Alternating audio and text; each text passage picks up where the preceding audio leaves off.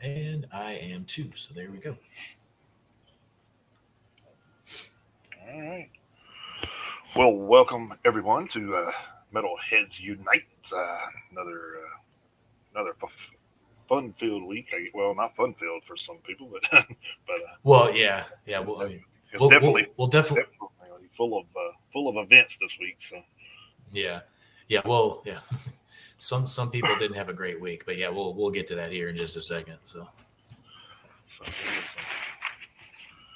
oh man, I had some. I guess everybody's rearing up for the playoff weekend. I guess. So. oh yeah, everybody's ready for all the foosball games. Yeah, fool's ball maybe.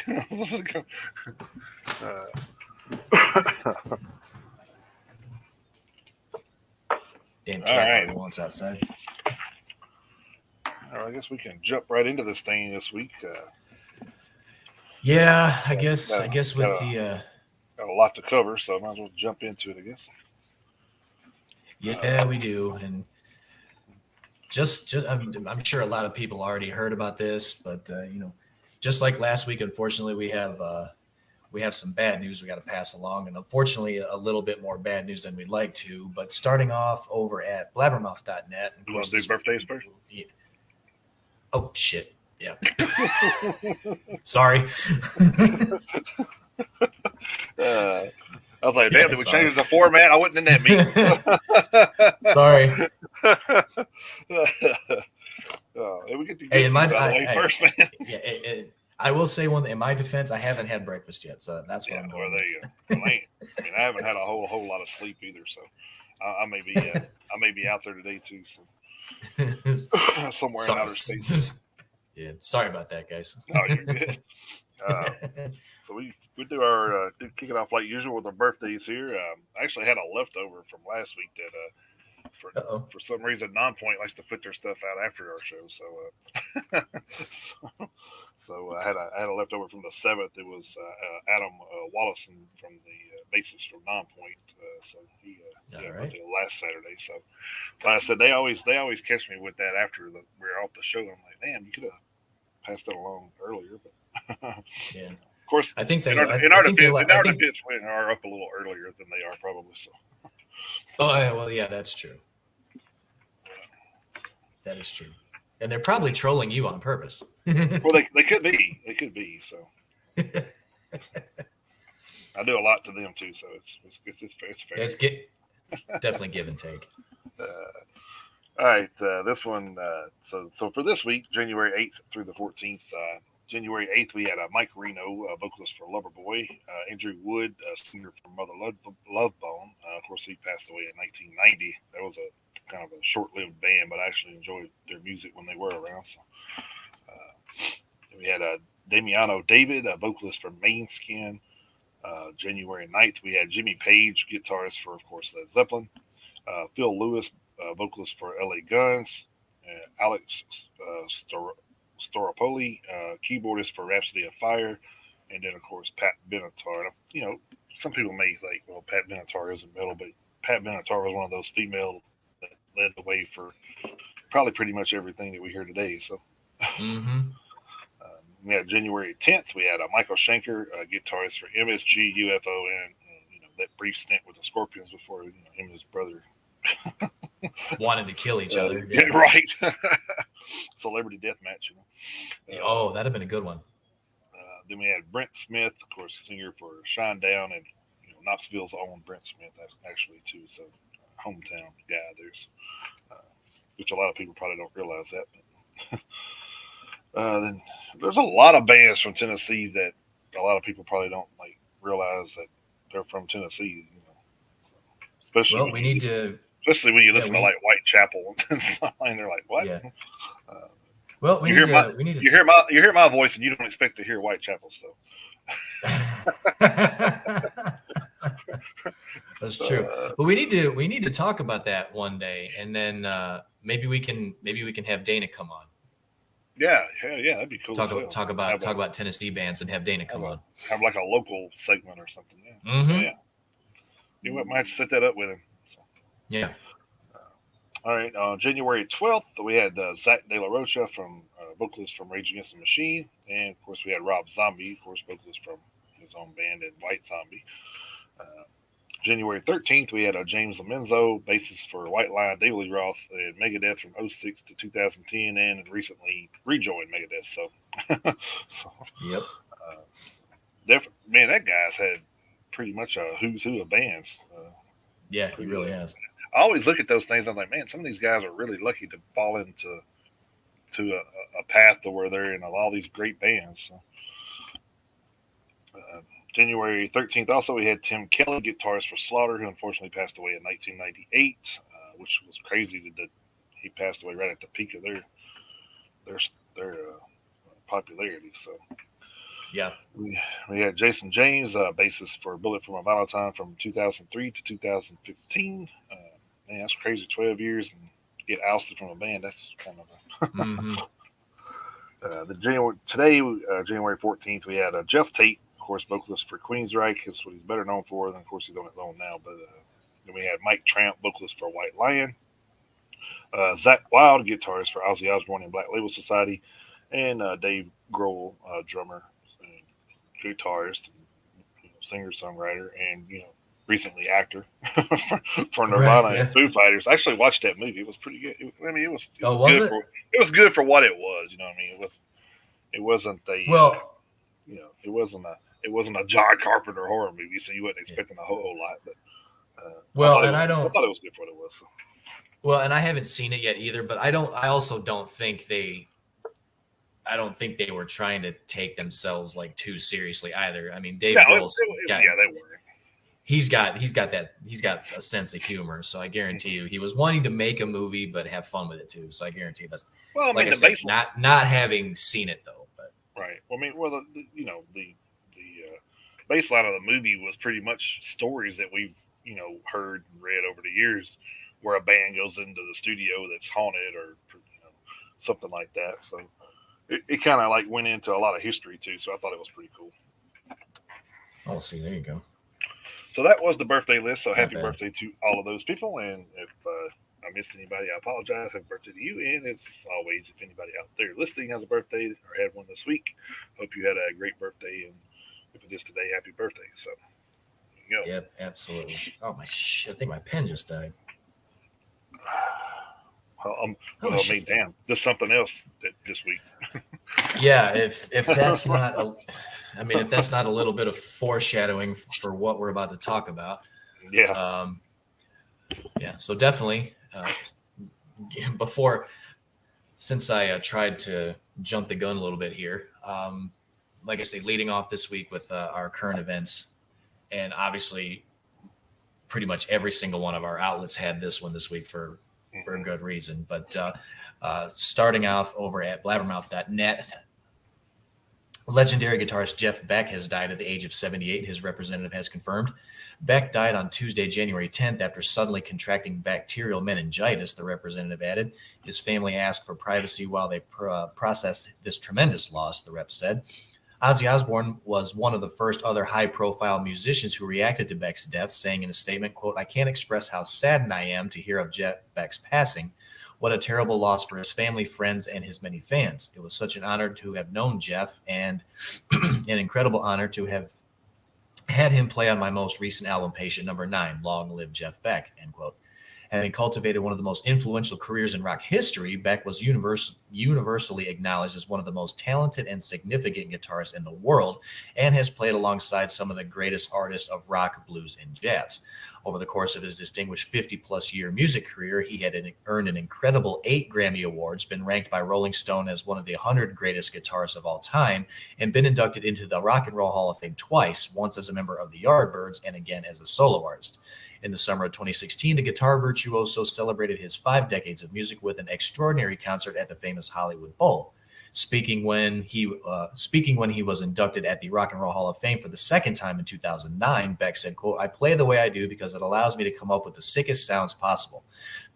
That's the point now, isn't it? I don't care about the rules. In fact, I don't break the rule. If I don't break the rules at least 10 times in every song, then I'm not doing my job properly," end quote.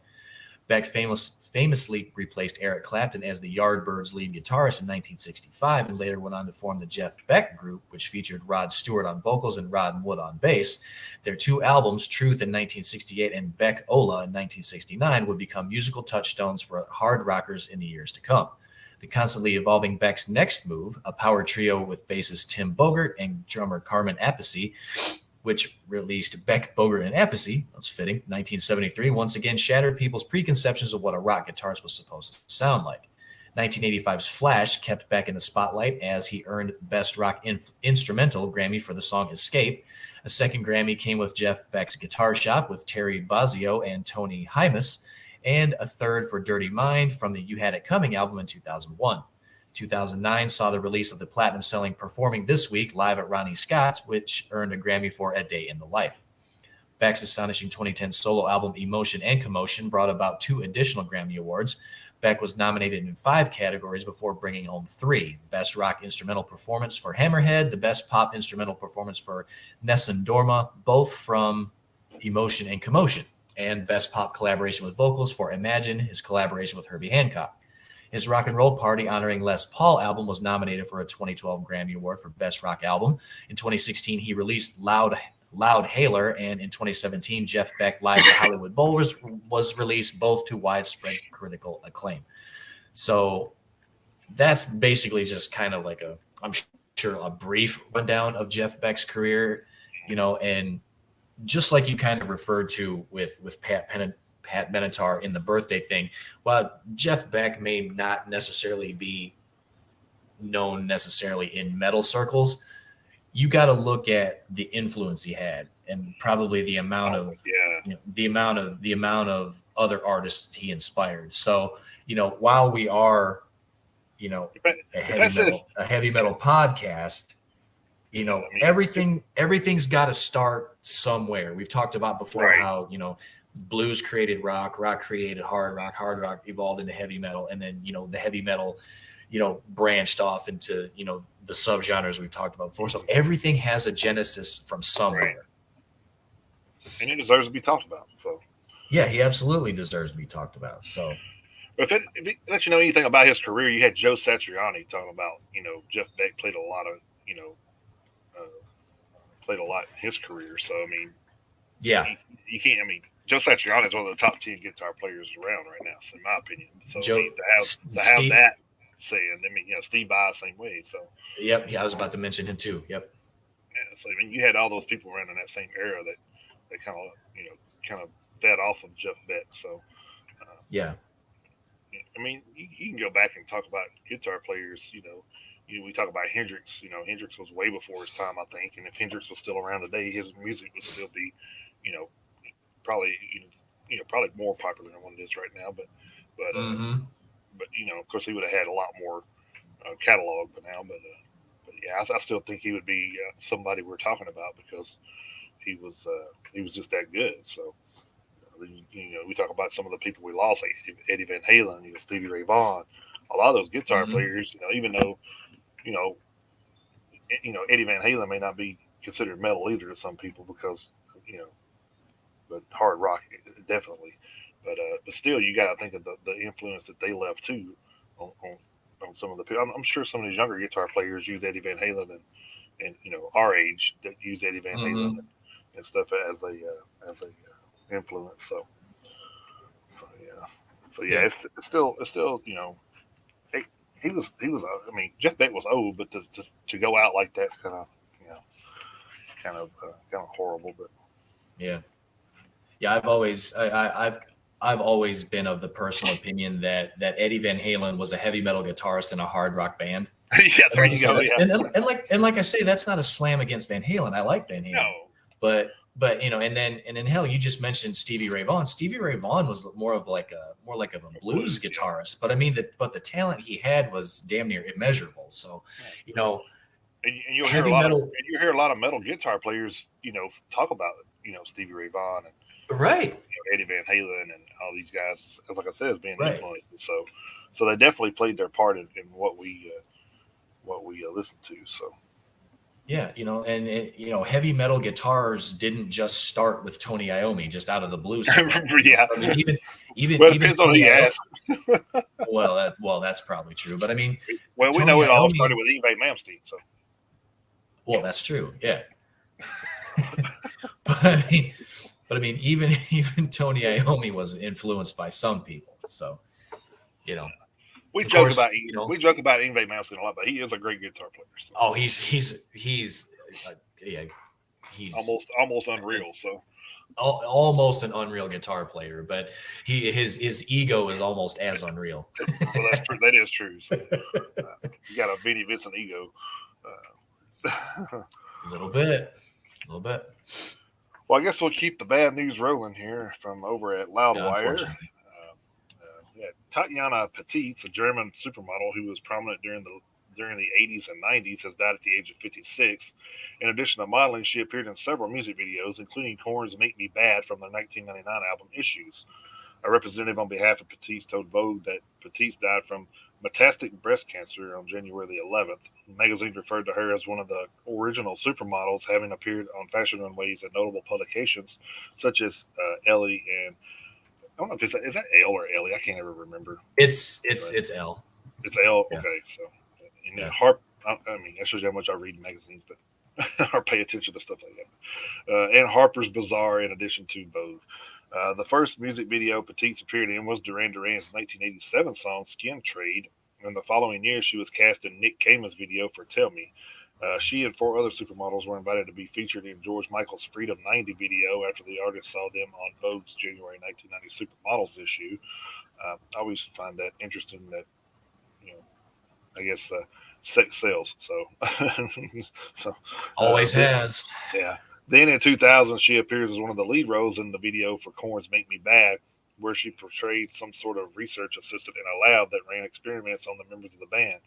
According to IMD, it's Oh yeah. Okay. Yeah. one of the most expensive videos the Rockers ever created. That was a wild ass video, "Make Me Bad." Martin Weiss directed it. Jonathan Davis said in an interview, "It was just straight sci-fi, man." Monkey added, "Such terrible news, sad news about Tatiana Petitz. She was undoubtedly one of the greatest models of her time and truly a lovely person. We chose her to feature in our video for Skin Trade in '87 because of her extraordinary face, grace, personality, and humor. She effortlessly delivered all of that and much more. Our thoughts are with her family and friends," Duran Duran wrote in a tweet following the news of Petite's death. "We send our condolences as well and to Petite's loved ones. Rest in peace." So there we go. Like, and we talked about this a lot. This is just an example of everything's not about the musicians. I mean, everybody plays a part in, whether it's a video or a recording or guitar tech or a light guy. I mean, you got to think there's a lot Right. of different outlets that go into to performance. So Mm-hmm.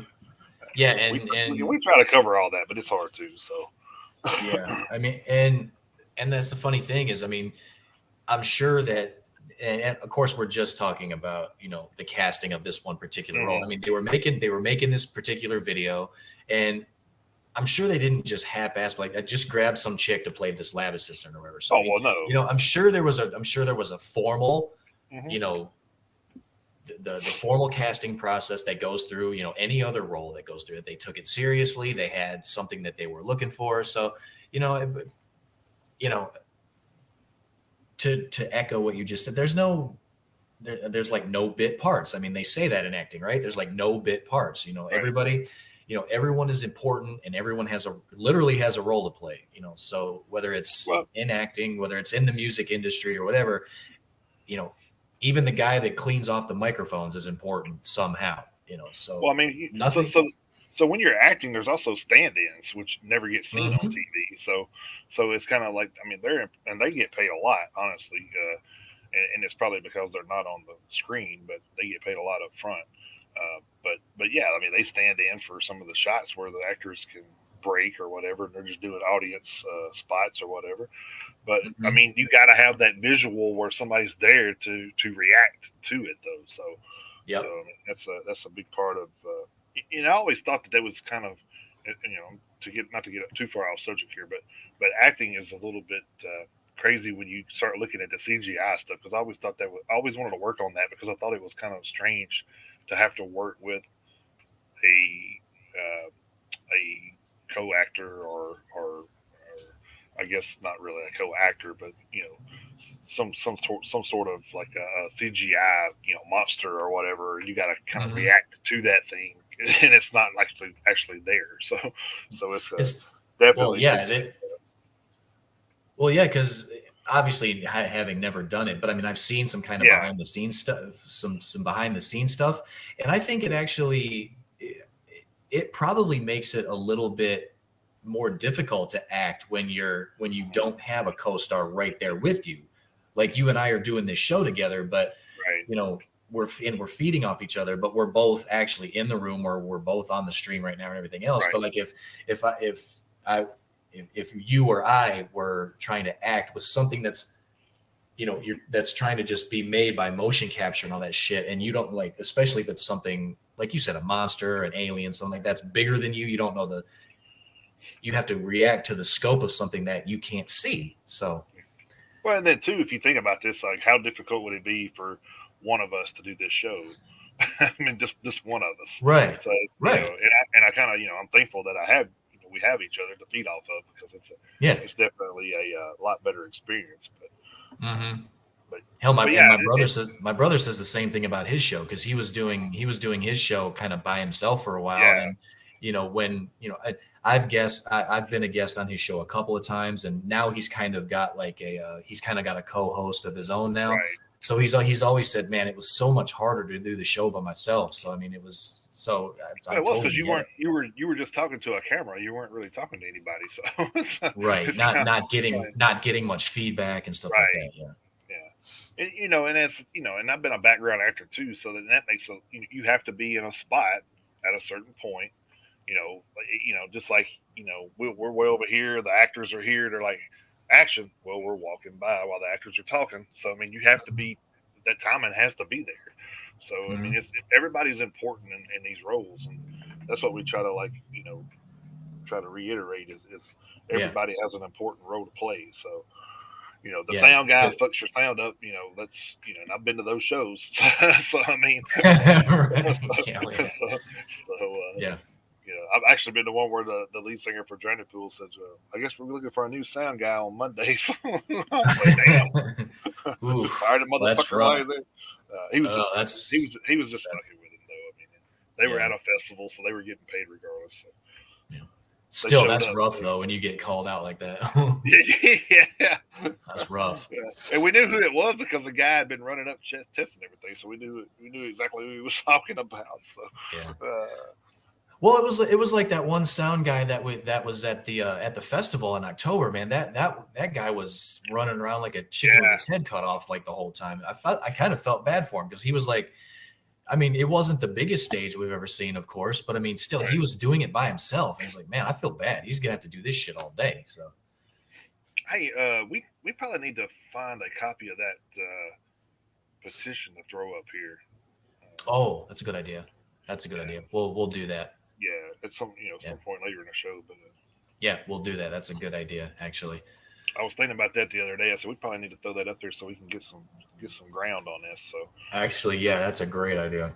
I may have. And once we do that, we'll talk about it a little bit. But I will, if I get a second while we're on the air here, I'll see if I still have the link in my email, and if I do, I'll try to get it posted up here somehow. But if not, if nothing else, we'll definitely get it posted over at the Facebook group. But we'll definitely try to get it posted here. At least on the screen so everyone can see it. So, all right. I'm heading over to metalinjection.net, and, not trying to make a joke or anything, but they always say that like these deaths come in threes and stuff like that. So our third one for the week that we're at least going to report on, unfortunately, there was actually more than three, but anyway, over at metalinjection.net, renowned metal artist Justin Bartlett, who you may also know as Uber Cult, has passed away after a battle with stage 4 colorectal cancer. Bartlett's artwork has graced the covers of albums from Sun O, Trap Them, Cadaver, Hooded Menace, and many more over the years. Bartlett has also contributed logos to bands like Hot Graves and even Decibel Magazine throughout his career. Bartlett's passing was confirmed by his sister. In addition, the GoFundMe originally set up to help with medical bills has now been converted to one for funeral expenses. You can donate here, and obviously there's a hyperlink for that GoFundMe.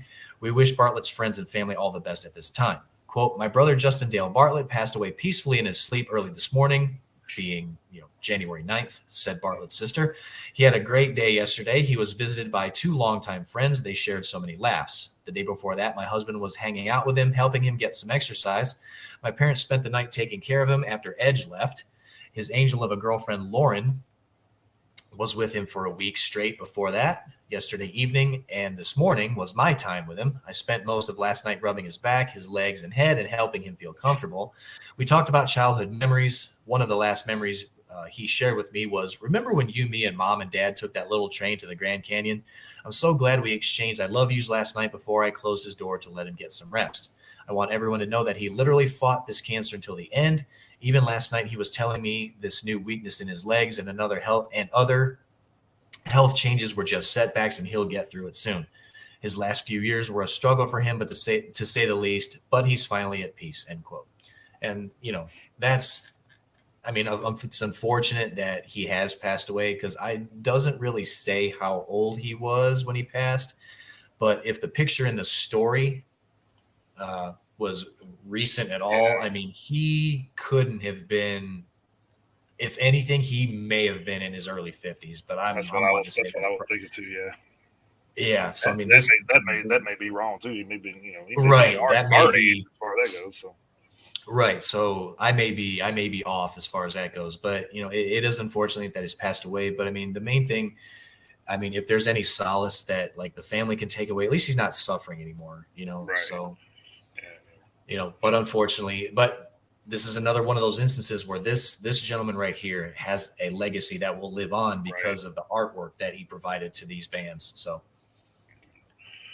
second cancer, death too this week. So, mm-hmm. we can't reiterate enough. Fuck cancer, but yeah, fuck cancer. Yeah. Oh man, well, I guess we will try to brighten the mood a little. So yeah, go on to other stories here. This one over from Loudwire. If you've ever wanted to experience how rock stars live, this may be your chance. You can now rent Ace Frehley's scenic former house on Airbnb, which has a total of 5 bedrooms and 7 bathrooms. Wow, that's crazy. Yeah. Frehley lived in a 6,400 square foot house, which is located in Wilton, Connecticut from 79 to 83, but he didn't sell it until 86. The home sits on over 3 acres of land, offering quite a bit of privacy, and you have to pass through an iron gate and over a stone bridge to get to it. There's even a recording studio located inside, which allows for an even more authentic rock experience. It was designed by architect John Stork, who also worked on Electric Lady Studios in New York City. The studio was essentially built underground and connected to the rest of the basement by a tunnel. That's pretty wild. It's kind of funny because artists having their own studios at home now is like buying a loaf of bread. It's an everyday occurrence. It's not a big deal. Stork said via Kiss Concert History. Then it was a slight new idea for an artist to have a commercial-grade studio. When I say that, I mean a glorified recording studio. There was nothing non-commercial about it other than the fact that it was not going to be a commercial studio. And also, it wasn't a giant studio. Ace didn't want a giant studio. He just needed room for 3 or 4 musicians. Other amenities in the home include a private hot tub, a sauna, a pond with a waterfall, an outdoor fire pit, and a grilling area. And the best part is that pets are allowed, so you don't have to find someone to watch your furry friends during your stay. If you feel like venturing off the property, there are 70 acres of private hiking trails nearby. Ooh, that's awesome. The current owners of the house have received great reviews from the guests who have stayed there. One visitor wrote, if you're a fan of rock and roll memorabilia, then you'll enjoy the decor as well. Highly recommend this house. You can see some photos over at Loudwire. It's unclear whether the house has been renovated since Frehley lived in it or how much of the interior has changed. The average cost is around $740 a night plus cleaning and service fees. So there you have it. You want to stay, big Kiss fans there. I wonder if our Decibel Geek friends know about that, but I'm sure they do. I'm sure they definitely do. And the funny thing is like with the amount of Kiss fans that are out there, and there are millions of them. I'm sure that the ones who didn't know that, that house has probably got a pretty good shot at making some money now. Oh yeah, most I bet definitely. it does. Yeah.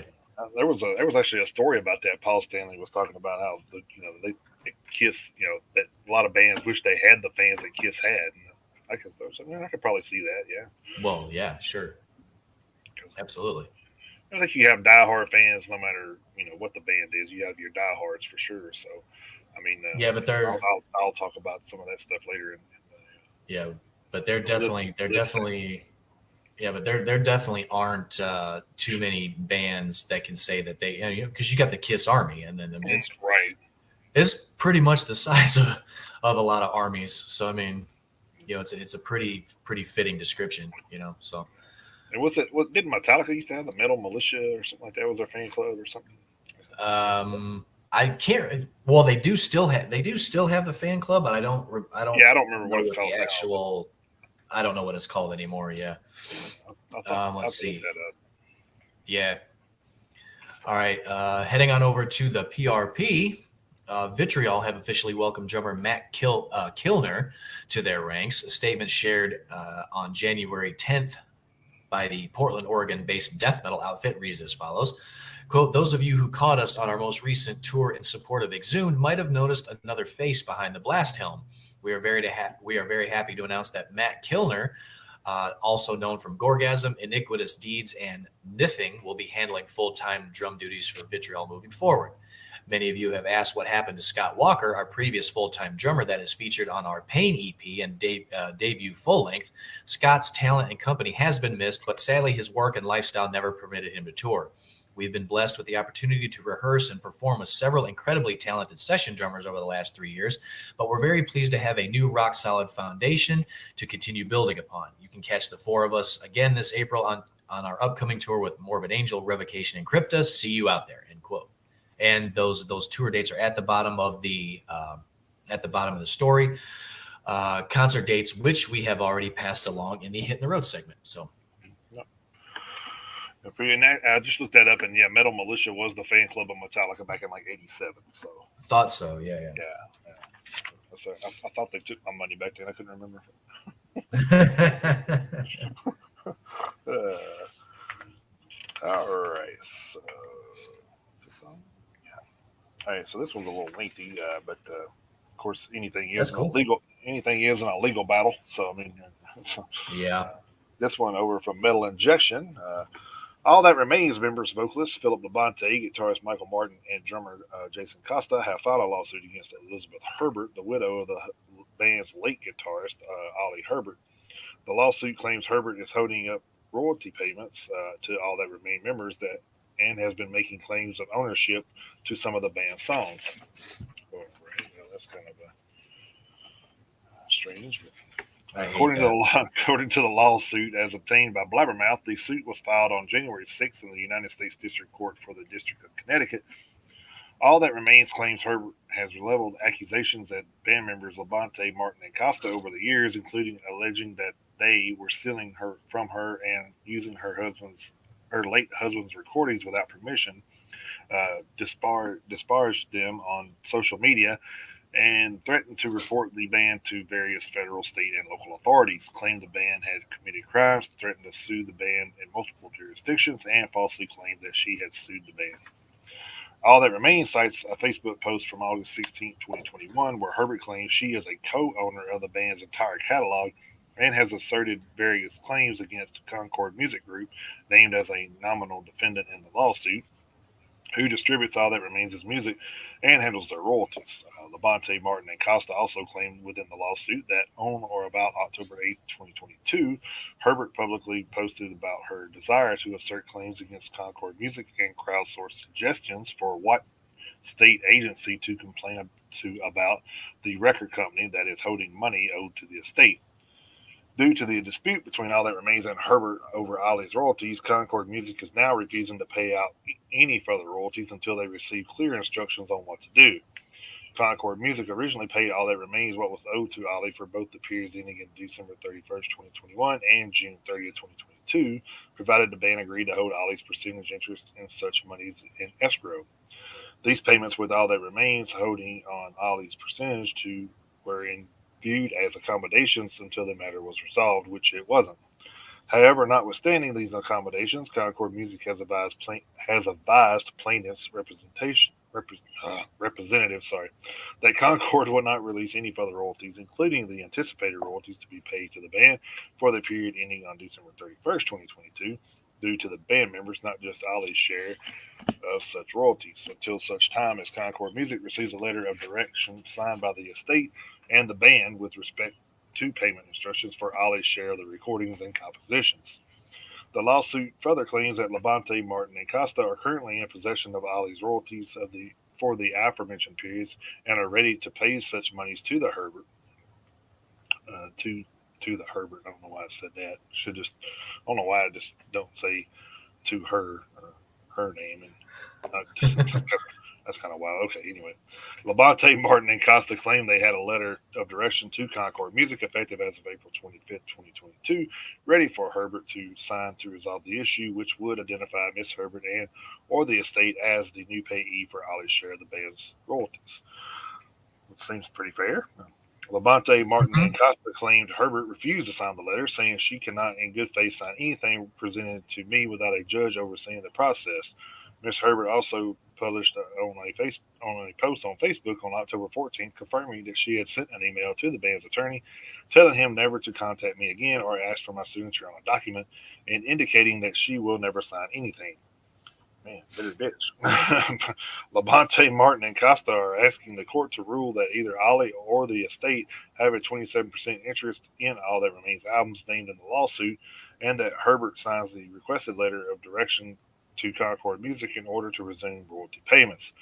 They also asked the court to order Concord Music to pay all monies due and owing to plaintiffs in respect of record and or music publishing monies to plaintiffs, and pay all monies due and owing to Ollie and or the estate in respect of the recordings and compositions to defendants.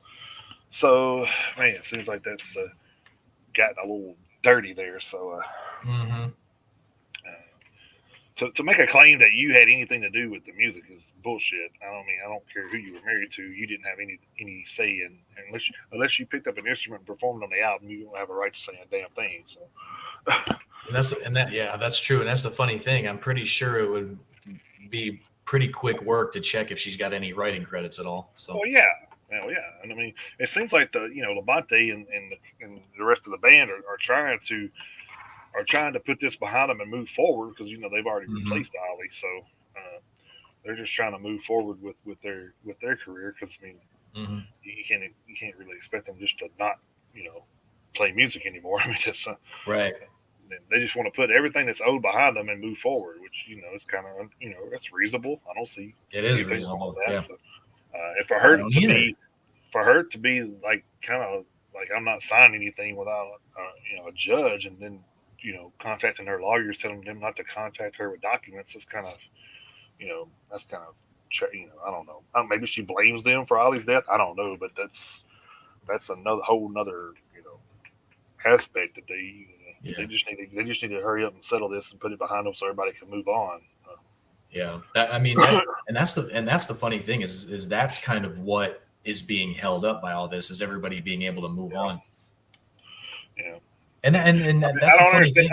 I don't understand what she's trying to get out of the deal. I mean, you can only get what's already been, what's already been recorded and made. You can't do anything forward because Right. unless they got some unrecorded stuff that Ollie had done, and I'm sure, Ollie was a big part of that band, and Phil and all them got along really well. So I'm Mhm. not sure that they would like oust him on anything future if he had anything to do with it. I'm I sure they would I pay his doubt royalties. it. I'm sure they don't Yeah. mind paying his royalties for it. So Right. this is a wild situation there. So hopefully they can get it Yeah. resolved and move forward. So, I hope so. I mean, it you it's always it's kind of frustrating always to hear when people are fighting over large sums of money. It's just well, I it's mean, irritating. I've seen it personally in the family where not my immediate family, but I had Hmm. my stepdad that's married to my mom now. Yeah. His family was pretty wealthy, and they had some family disagreements all that, and there was accounts that obviously went missing that right after Hmm. their deaths that didn't get split, and there's a lot of stuff that goes on with when there's money involved, and it's sad because Yep. it tears people friendships and families apart, which Hmm. is I don't know. I don't understand it because I've never been in a situation, but Right. and hopefully never have to be where I have to have to fight over fight over money because I don't see no reason to be fighting over money because Right. Yeah. Yeah. Same. All right.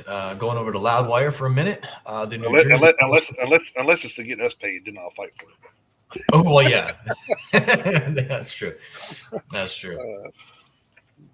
Yeah. Well, there's exceptions to every rule, you know. So. Yeah. That Uh, would be a pretty. That would be a pretty big exception. I'll give you that one. Uh, All right, over at Loudwire, the New Jersey Post hardcore band Palisades, who spent a decade recording for the punk and metal outpost Rise Records, have announced their breakup with a final show in their home state next month. Former longtime Palisades lead vocalist Lou Maselli Jr. will return for the last performance. The group and Maselli Jr. split in 2021. He contributed to all Palisades albums up to that point. Bassist and co-vocalist Brandon Elgar supplanted Maselli as lead singer for 2022's Reaching Hypercritical. Elgar parted ways with the band late last year. The final Palisades show will take place at House of Independence in Asbury Park, New Jersey on February 25th. You can get tickets here, hyperlink in the story.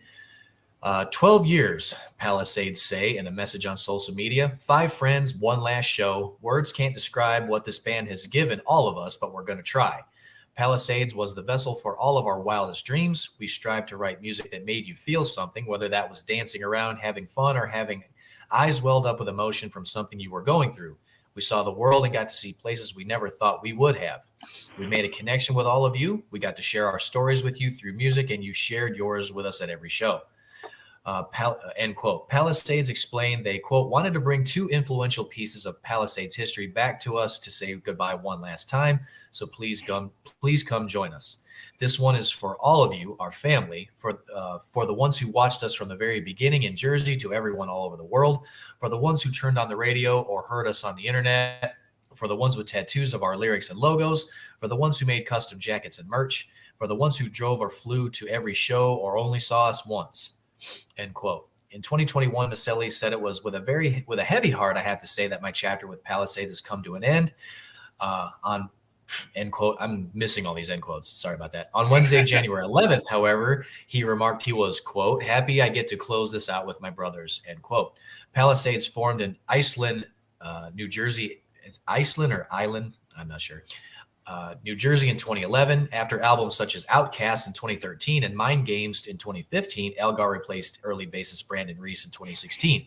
Palisades released a self-titled album in 2017, followed by 2018's Erase the Pain. So anybody up there in the New Jersey area who's, or in the Northeast in general, who may be nearby, who wants to go check out the swan song for Palisades, get your tickets for the show on February 25th. It's always sad to hear a band breaking up. So, but hopefully that maybe Yeah, musicians will carry on and start something new. But yeah, yeah. It and, it and it, it, Palisades, it and does suck Palisades was when a when Palisades was a good band. So yeah. It always sucks when a band, like you say, breaks up and they disappear forever. Whether it's somebody like Palisades or someone like someone huge like Slayer. It's always it always kind of stinks when that they're gone forever. Of course, we've talked about Pantera ad nauseum, so we don't really need to get back into yeah. that. So Uh, all right. So if you didn't think any of those stories could get any crazier, here we go.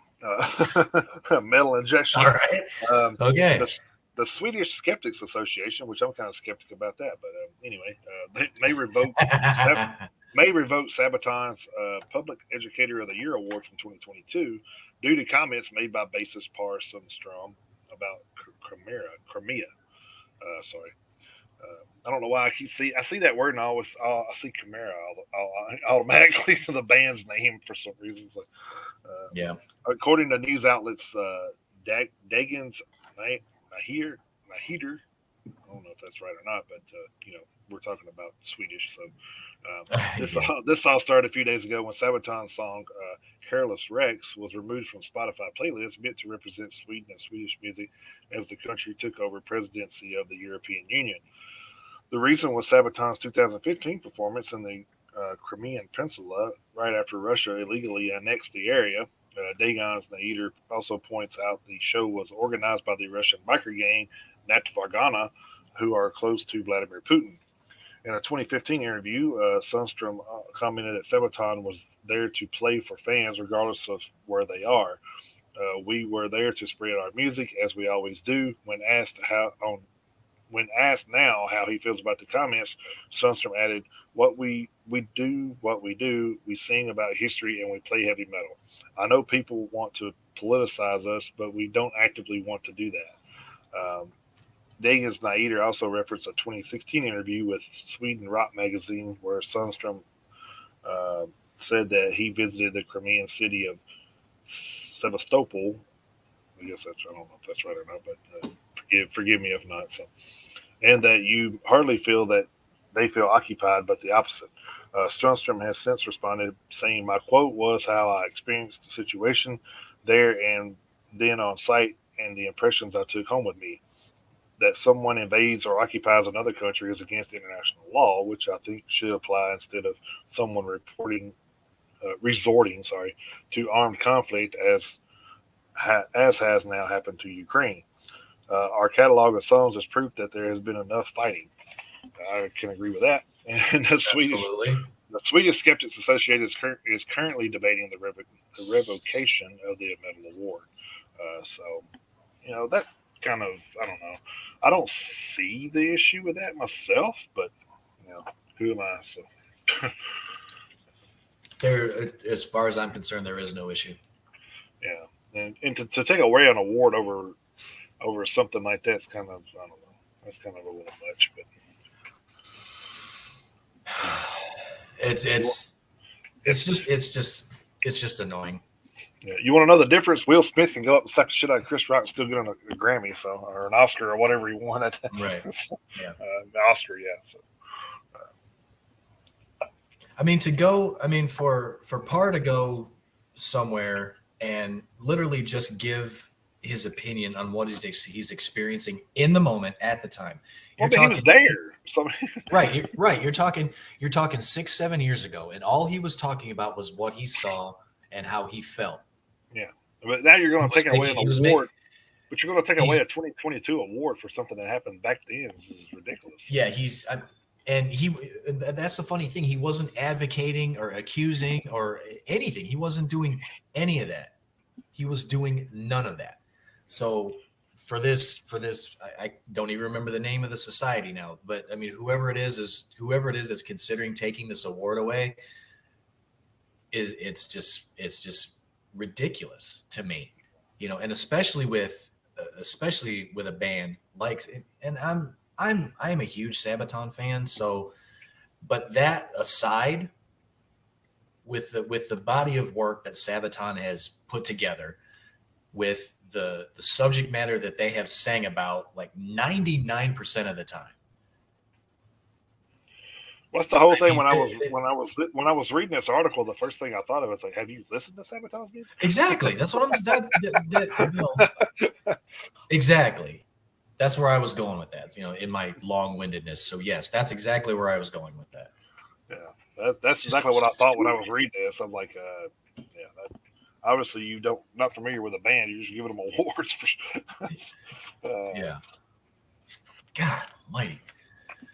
Yeah, well, hopefully it turns out in their favor. That's just. I hope so too.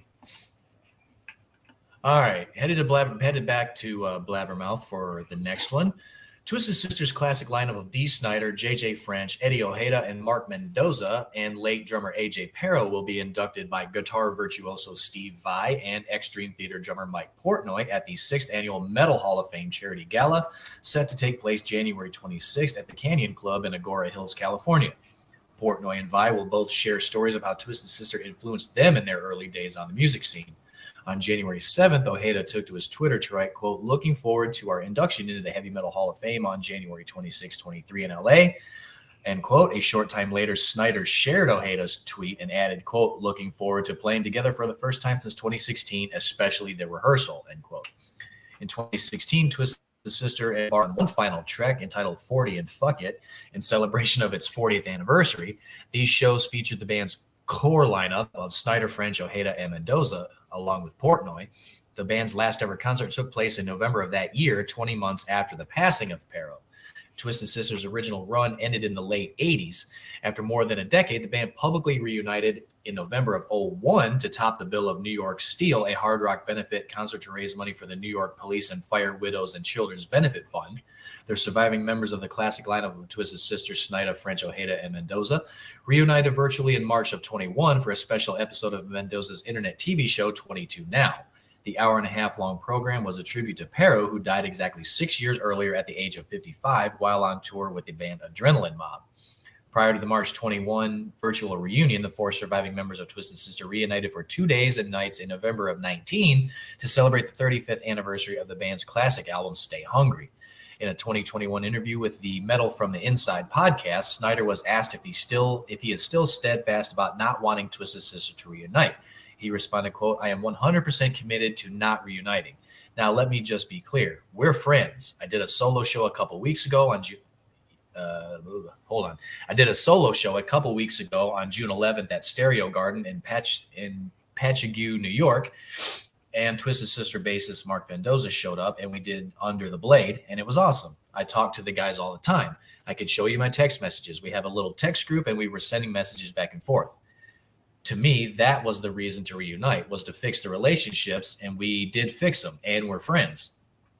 I feel we did what we could do without just doing the same thing over, and I wanted to do some new challenging things that I couldn't do with Twisted. And the solo records I've done, I could not have done with Twisted Sister. I could not have done D Does Broadway with Twisted Sister, Twisted Does Broadway, and I could not have done For the Love of Metal with Twisted Sister. People would never have accepted it. But as a solo artist, I'm allowed to change and evolve, and some things fans have liked, some things they've not. But at the same time, I'm allowed. No one's ever questioned it. And again, if Twisted Sister did it, it would be, hey, it doesn't sound like Twisted Sister anymore. It would have been that kind of thing, end quote. Circling back to the prospect of Twisted Sister reuniting, D said, "I could see us doing a charity, a couple of songs for charity for the right reasons. We got back together originally for charity, which was a good reason to get together.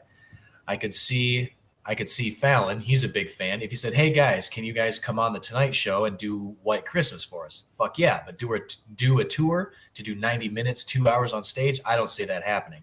And credit to everybody in the band, and I know some people, without naming names, some guys, they would have kept going. Others did not want to keep going, but I'm sure we get offers.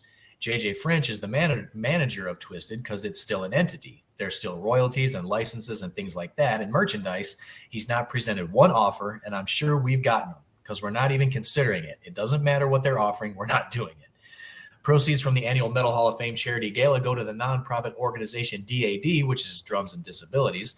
DAD brings free music programs and therapy services to help special needs children and wounded veterans in various health facilities and community centers. The Metal Hall of Fame is a nonprofit organization that enshrines forever those iconic musicians, artists, music industry executives who are responsible for making hard rock and heavy metal music what it is today. Their contribution to the genre is invaluable, and they keep inspiring fans throughout the world from generation to generation. A special Rocka Vodka meet and greet with Snyder, Rocka Vodka's brand ambassador, will take place after the induction ceremony, where limited edition Snyder numbered Rocka Vodka bottles will be made available for purchasing and signing. Tickets are $35 in advance, $45 at the door via metalhalloffame.org. So there you go. Well, in a defense of an old school Twisted Sister fan, if anybody would have had a problem with Dee Snider doing the for the Love of Metal, was that the one? Mm-hmm. Yeah. So if anybody had a problem with that, did a Twisted Sister album, probably had never heard Under the Blade from the early or late 70s, because that was probably one of the hardest albums the Twisted Sister ever did. So yeah, they just kind of got into more. I think people I think people took them more comedic once they did, like, We're Not Gonna Take It and that kind of stuff. Yeah, I Want to Rock and all that. Just because of the videos not really fair because the song wasn't meant to be anything funny. I mean, Mhm. so, uh, Well, yeah, and I kind of get where he came from. And plus, he's had a pretty good career as far as in movies too. So yeah. Hey, and I very much enjoyed the solo albums that D put out. And oh yeah, so, they're and good. one thing that wasn't said in the story that, Mike Portnoy has mentioned, but one thing that wasn't said in that story, I did see a headline. I don't, if you've got that headline, I'm sorry, but Mike Portnoy will be performing on the drums for that performance for Twisted No, Sisters. I don't think I had because I didn't know what I was in that. I seen you where you shared that story with me, saying that you're going to Oh, talk okay. about it, and I didn't really know what was in the story, so I didn't know Yeah. how to So take off. So Portnoy will be playing the drums, in honor of AJ Pero at the induction. So cool. So I wonder if you could definitely you could do a hell of a lot worse than Mike Portnoy yeah, playing drums. You could do a lot yeah, worse. well, most definitely, and once you said that, I was never like put two and two together, but I was just being a smart, being funny. I was like, I wonder if he's getting to Jeff Portnoy, but. If anybody knows, that's Jack Black's character in Tropic Thunder. So, Yeah. but I just like, man, that's kind of funny. I wonder if Jack Black actually took that on because of Mike. To be honest, because him being in the Oh, maybe. rock world too. So Yeah. that's kind of funny. Maybe. Yeah, I mean, that's what I'm saying. Metal plays a big part in a lot of things. So It really does. especially when you got actors that are in very big metalheads. So Mm-hmm. all right, so last last story here for me from Metal Sucks. Little kind of an update and an emotional story for me anyway. At 74 years old, Ozzy Osbourne should be able to finally fucking relax. This dude's played all over the world, sold millions of records, and survived an insane amount of drugs that should have killed him multiple times over, but didn't. He's pretty much already won, so why is he deeply nervous about his near future? The Mirror reports that during a recent edition of his Sirius XM show, The Prince of Darkness revealed that he's got a lot on his mind with his and Sharon's move back to the UK, the associated reality TV show, and ongoing health issues making him a little tense. Quote, that was nearly 4 years ago. It's really awful what is going on. It is a nightmare. Sometimes I forget I'm lying on the couch, go to get up, and I cannot do that anymore. My sense of balance is all over the place. I have physical therapy, and I'm trying to do things on my own. Progress is fucking hell. You have no idea. The thing is, my head is all right. My creativity is okay. My singing is okay, but I just can't fucking walk much right now. But I am determined to be back on stage, even if I'm nailed to a board with wheels on it. End quote. Ever since he suffered a fall back at his home in January of 2019, during which some rods in his neck and back were dislodged, Ozzy's been dealing with severe pain and mobility issues. These rods were initially put in place after his 2003 ATV incident, or accident rather. Ozzy's since been on stage only a handful of times, including one brief appearance during Commonwealth Games last August and an equally short performance during the NFL halftime show back in September. While those quick performances were fine at the time, they're but a blip to the tour he's got planned to support patient number 9. And as if all that wasn't enough for Metal's grandpa, UK and a reality show to deal with, Ozzy famously was the person to ask the family's first foray into reality TV. MTV, the Osbournes. Um, and while he said he initially didn't want anything to do with another reality show, Ozzy said he gave in to Sharon's suggestion after she was removed from the View. Um, quote, my wife sort of dropped something on me that the BBC are doing the Osbournes returning to England. I said, we are not having all that again. But she said it was only for a bit. It gave Sharon a new career. She has become the television person in our family. Poor old Sharon. She's been through the mill of it. All I can tell you is that if my wife was slightly racist, I would tell you she's possibly the most unracist person I've ever met. I'm not just saying that. Of course, we ain't got to go into the view how Mm-hmm. stupid half those people are. But I mean, Right. it's still an unpleasant issue. It's one of those things you once you're accused of it, people tar you with that brush, and it's very hard to shake off. There's another bump in the road. We will get through this. She was devastated. She was like, "Why are they saying this about me?" Still, Ozzy said he's very wary about the increased time in the spotlight, which will surely amplify the spotlight on his injuries and health issues. I still have a lot in the tank. I'm determined to get back on the stage again. I'm still in recovery, and I have a goal. And my goal is to get back on stage. It's the driving force in me. I miss my audience. I miss doing gigs. I miss my crew. I miss my band. I miss the whole thing. My family has been so good. I am the man of the family, but I've never been this laid up in my life. End quote. Ozzy still plans on touring in Europe and England in May and June of this year. So there you go. Well, hopefully he's able to figure out a way to get the tour going. So Yeah, I don't know. I wouldn't mind seeing Ozzy one more time, but yeah, I want to see him one more time too. Man, I don't want him to. I mean, he's in his mid-70s, man. It's just I don't know. But the thing is, you look at that, and then you look at Alice Cooper, which is pretty close to the same age, and the stuff that he's doing is kind of like night and day. Because like I said, Ozzy's had a lot rougher life than Alice. Mm-hmm. Alice will tell you he wasn't the big drug and alcohol abuser like most of these guys were in the rock industry. So he's had a little bit of healthier lifestyle, but. Yeah, and he hasn't had the the physical accidents like you say like Ozzy had happened, but that makes it.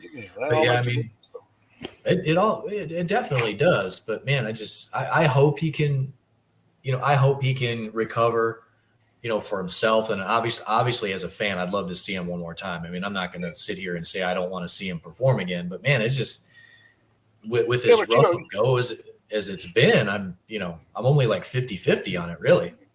You don't want to see the guy suffer while he's trying to perform. Exactly. Yeah, exactly. That's kind of selfish, but yeah. Like I said, we would love to do it, but we don't want him, risking his health to do it. I guess. But, exactly. Yeah. So that's what we say. Health's a big important part of mm-hmm. everybody's well-being. So. Yeah, absolutely. I mean, be as healthy as everyone can to do the things that they do love to do. Don't risk the one to risk the other. So right. Well, that was all the stories that I had for this week. So all right, I've got one more. Okay. I've got one more.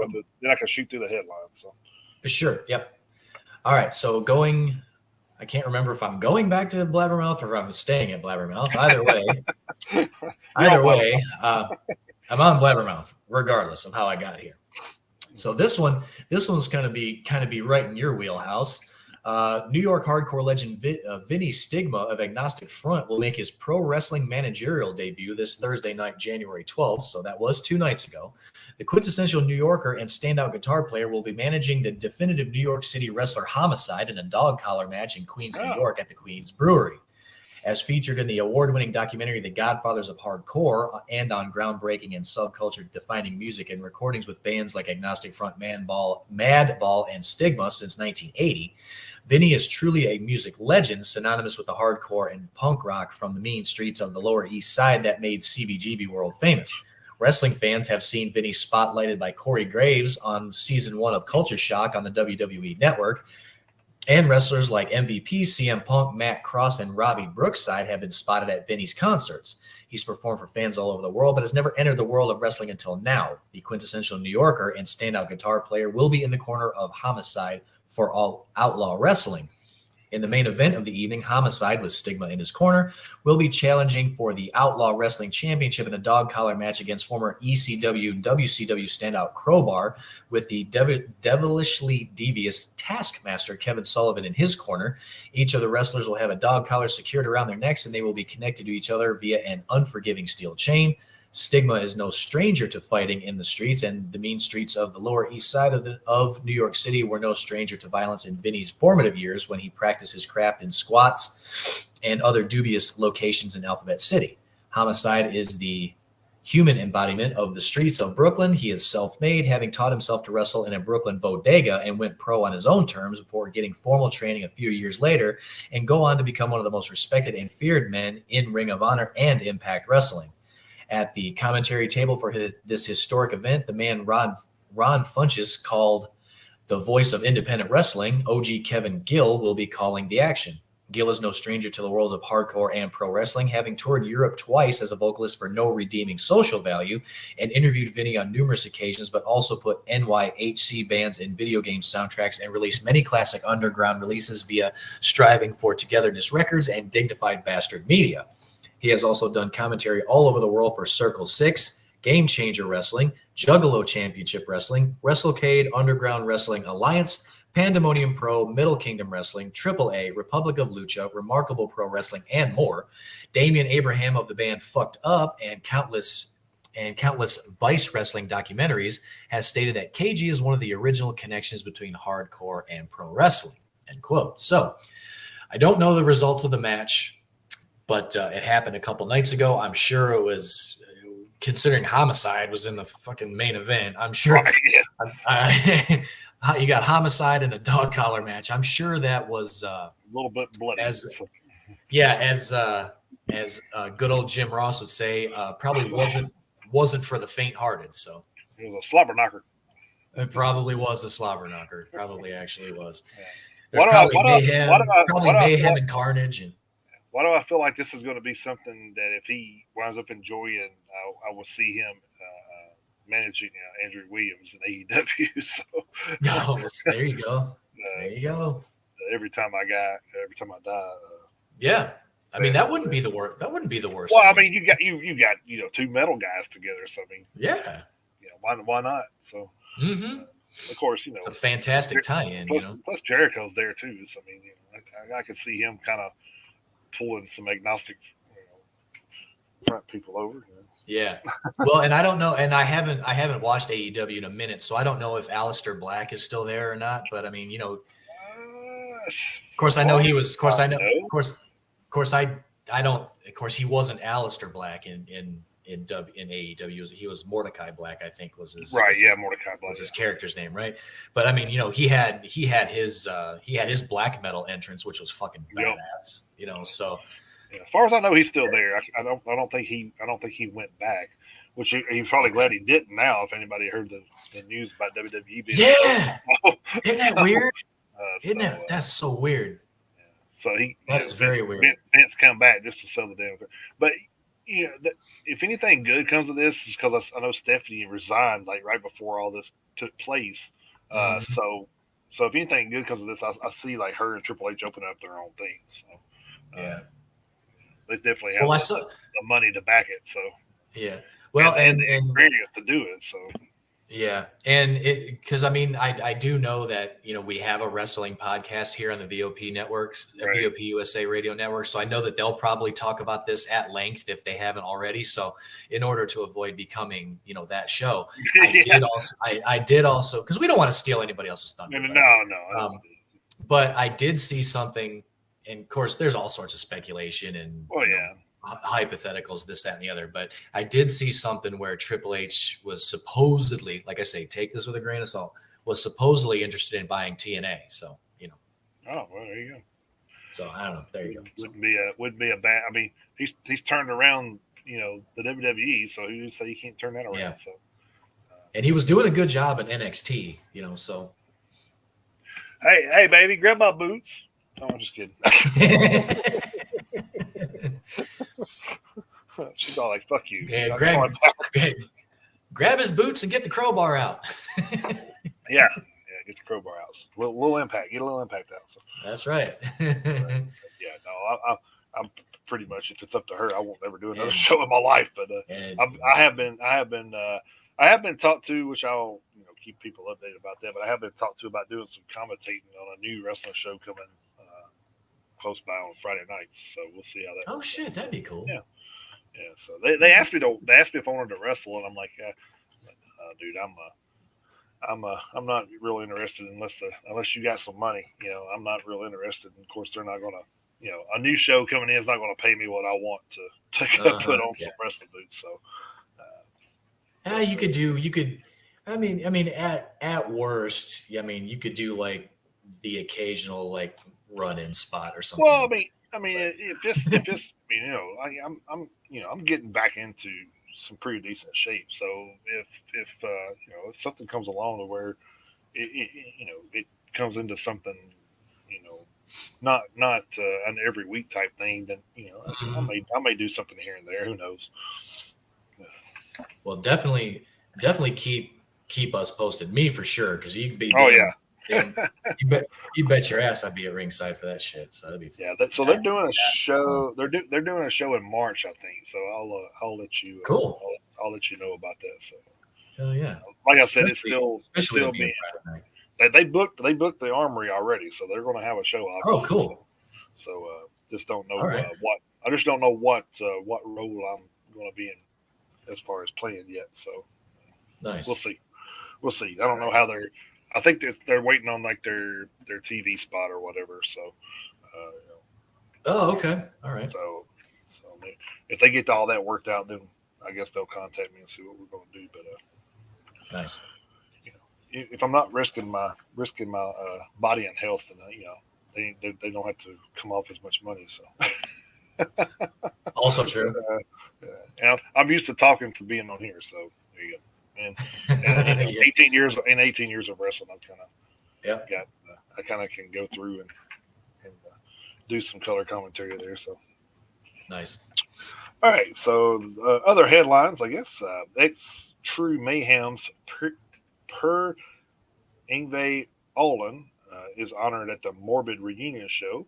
That's pretty cool that they honored that guy. So, and then COVID strikes again as Vince Neil cancels an upcoming solo gig. Says the virus is really kicking my ass. So hopefully Vince is recuperating from that and can get back into doing his solo shows. I know they got another stadium tour lined up too. So hopefully he's in good health before that happens. So, the Kingdom Comes James Kotak says he recently jacked his left hip up when he tripped over and fell on the pavement. So reading this is kind of like these are bands that we grew up on, and they're having trouble balancing, just like we were talking about Ozzy having trouble balancing. It's just like, dude, are we really at this age where we're talking about the bands that we grew up on having trouble walking? It's like, man, crazy. And yes, we are. That's where we're at. Yeah, that's where we're at. So, that's where we're at. Then Poison's Ricky Rocket is nearly 7 years cancer free. Says thanks to God and modern medicine. So that's awesome news. Yes. Queensryche's Todd LaTorre is working on ideas for his second solo album. So that's something we can be looking forward to. His first album was pretty good. I know you did. It was really good. Ex-Ice Earth singer Tim Ripper Owens was surprised to see John Schaefer involved in the U.S. Capitol riots. Said that they, even though they were bandmates, they hardly ever talked politics, even though they were on opposite sides of the spectrum. So it's kind of, I guess it's kind of one of those things where if you want to stay a bandmate, you probably don't talk about it. So right, yeah, yeah. But yeah, it's kind of, I think it's more or less John Schaefer's in the situation he's in because of who he is. I don't think it's as much as what he did; it's who he is. So, yeah, I think there's probably a little bit to that. But then we got Tony Harnell wants to get new TNT songs out this year, so that'd be pretty interesting. Death Angels Mark Asagueda on Judas Priest's Rob Halford said he's my biggest inspiration. I mean, I'm sure that's Rob's a lot of metal singers' inspirations. So, Butcher Baby's Heidi Shepard on an upcoming album said we're getting angry again. Well, sure as fuck hope so. They had a couple singles last year. I was like, okay, this is different. Yeah, I was kind of angry at that one cover that they did. So I can't remember what the hell. Yeah, I can't remember. Yeah, it was the we're best friends or something. Something like that. I don't know. Yeah, but it was a pop song, and they metaled it up. So it wasn't I will say bad. I will say the video was worth watching, but not worth listening. Oh yeah, definitely. Definitely the video was worth watching. This is something that's gonna be. This is kind of something that was cool. Wish we would have got to see this, but Phil Demmel got on stage with Steel Panther to play Asian Hooker. I know. That's pretty cool. Yeah. Parkway Drive's Winston McCall says we're the soundtrack to Dad's doing the laundry or doing the ironing. Sorry. I don't know, man. If I'm listening to Parkway Drive and ironing, I probably would be burning shit. But Oh shit, my oh, shirt's on fire. Shit. you're right.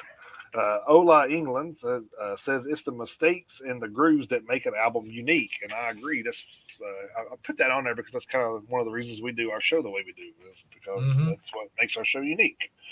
Yep. You definitely get it all, folks. When our Wi-Fi goes out. When the Wi-Fi goes out, when my cat walks across the desk. You're right. All that it looks shit. dead.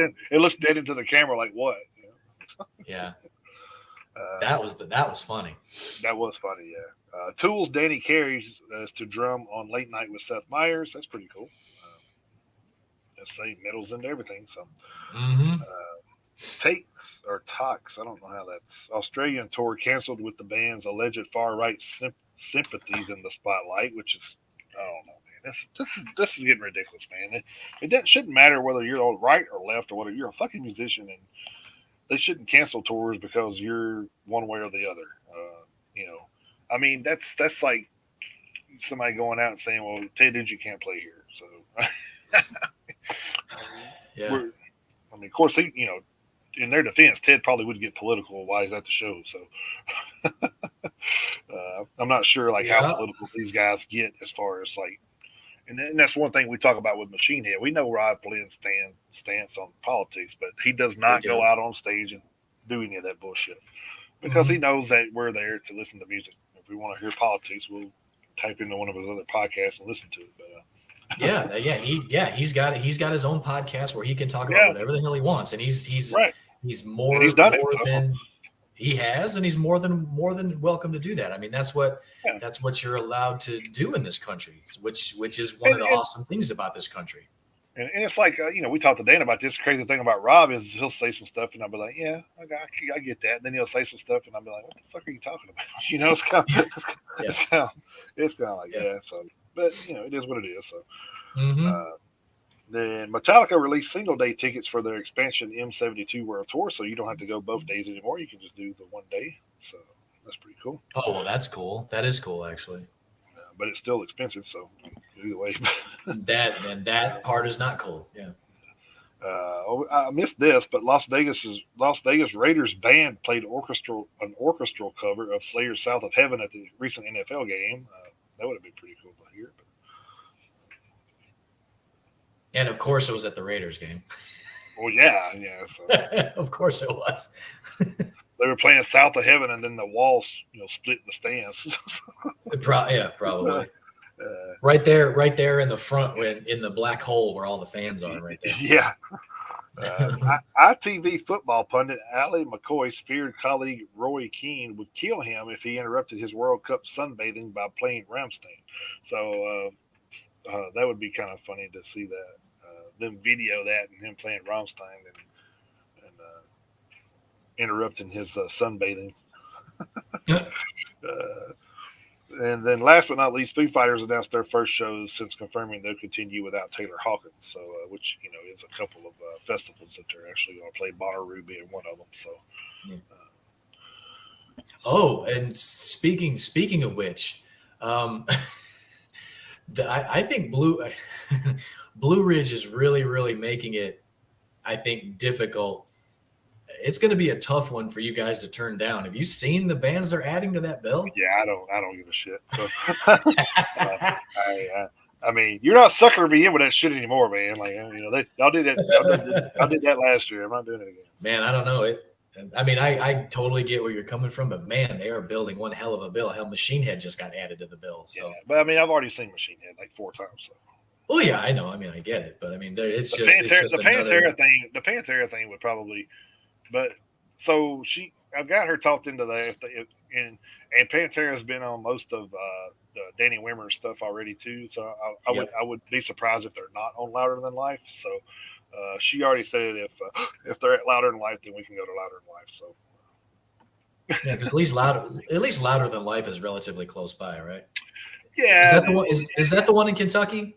Yeah, it's in Louisville. Yeah. Okay. So So I mean, it was. I think it's still at the fairgrounds there. So. And it's a better setup, man. You drive up, you drive into the place and you walk into the fucking venue. You don't have to get shuttled there. So if you're late, it's on you. Mm-hmm. You Yeah. know, they're pretty, hands on. And like I said, you're looking at DWP that's been doing this shit for a decade, or Long time. actually more than a decade now, probably 15 years. So they have the experience. They know how everything, how to run everything smoothly, and Mm-hmm. they're in a permanent spot, which that makes a big difference to It does. Blue Ridge is having it at the same place, but I still feel like they could have set it up better. Uh, Well, hopefully they will. well, I mean, I hope so. I mean, for Hopefully they will. for whoever goes is sake, I'm not going, but Yeah. And but like you say, Louisville's a 3.5 hour drive from here. yeah, it's not far. And It's not we bad. kind of know the area already because we've been there a few times. I shoot a lot of movies up there, so Yeah. it's a it's rare. It's fairly relatively uh, everything's kind of better, I guess, because it's closer for one. I'm not That driving eight helps. hours to. I'm not driving 8 to 10 hours to get pissed off because I missed something. So. Right. Yeah. And actually, we Yeah. were in that. You're right. We were like, if we planned out where we wanted to go at Louder Than Life, we were like, when we went, we were like, hey, I want to see this band. Let's go like an hour and a half early. And I mean, we were only 20 minutes from the venue. So we drove 20 minutes to the venue, and then we were in there, and we were in there in plenty of time to, catch who we wanted to catch. So that makes Yep. a difference, man. It does. It's like, and Yeah. I'm not gonna like wish anything bad on Blue Ridge. I really hope they get their shit worked out because Mm-hmm. they do have some of the best lineups. But Yeah. you can't keep suckering people in with lineups, man, and then shit can Then go off. delivering a bad experience. Yeah. Yeah, I mean, the thing is that I think that's the thing that pisses me off worse is they're supposedly the fan based experience is like what they promote themselves as, and it's like no, and nothing about this fan base except the bands. That's like Yeah. you Exactly. know, Yeah. a fan doesn't want to go stand in a fucking line for 3 hours to try to get to the venue. Mm-hmm. And of course Yeah. they're like, oh well, we worked all that out. It's going to be better this year. It's like, yeah, you said that the year before too. That's what I'm saying. Right. You said that's what got Yes. me there. This year is like, oh, we're at a new place. Everything's worked out. Like, okay, cool. I'll give it another Uh-huh. shot. And it's the same old bullshit. So no, I don't believe that it's going to be any different. Yep. So anyway, that was all Well, of we'll my see. headlines there. All right then. So I guess we can jump into hitting the road. I got three things to talk about here. Then I guess I'll let you have it. But All righty. my That'd be first one fine. was Cradle of Filth and Devil Drivers Double Trouble Live 2023 U.S. Tour. That kicks off March 8th in Tempe, Arizona at the Marquee Theater and ends on March 26th in Albuquerque, New Mexico at the Rebel. So you can imagine that was going to be just a Western little tour there for a month. So Mm-hmm. in support of last year's Spirit album, hard rock veterans Nothing More will embark on a headlining tour throughout the U.S. and Canada with special guests Crown the Empire and Thousand Below. That kicks off March 31st in Richmond, Virginia at the National and ends on May 28th in Columbus, Ohio at Sonic Temple, which is my next announcement. Sonic Temple has released their full lineup from May 25th to 28th in Columbus, Ohio at the historic Crew Stadium.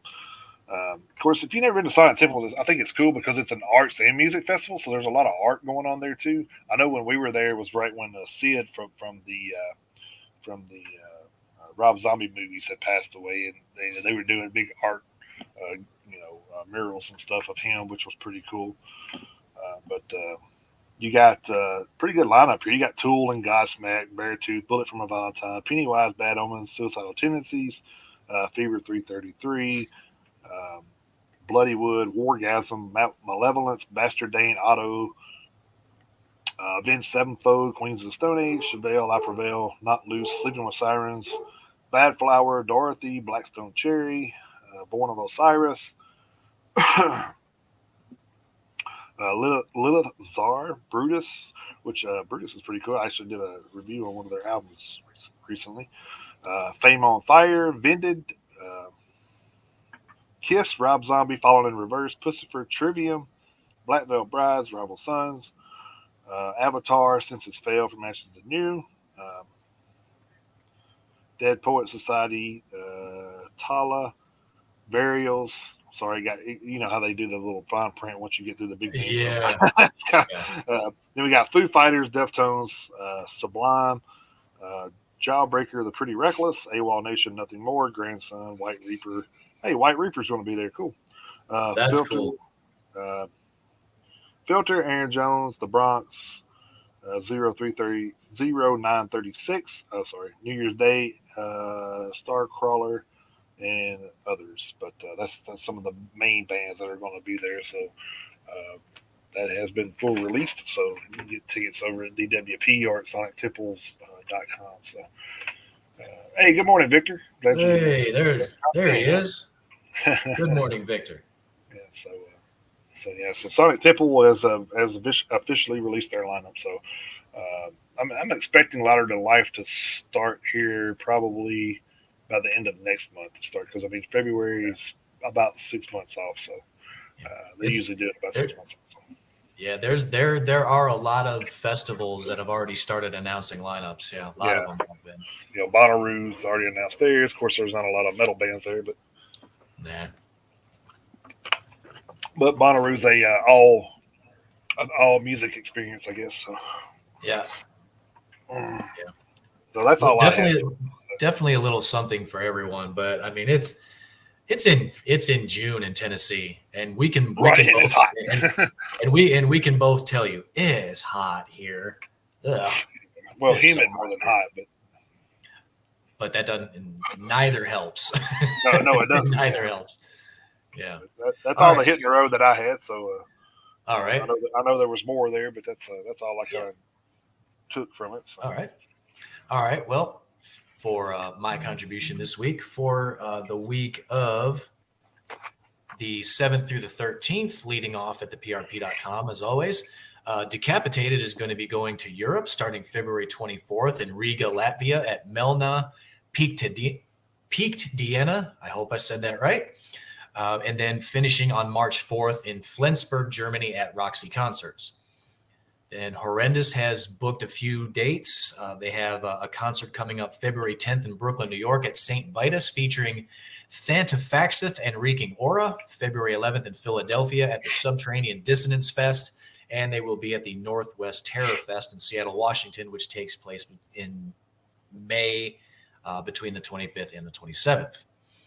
Then Victor, we'll get to your question here in just a second, buddy. Yeah. Earth Crisis is going on tour with One King Down for the 30th anniversary tour of their Firestorm album. They've got 4 dates booked. First date is March 30th in Brooklyn at St. Vitus, March 31st in Cambridge, Massachusetts at Sonia, April 1st in Syracuse at the Lost Horizon, and April 2nd in Amityville, New York at the Amityville Music Hall.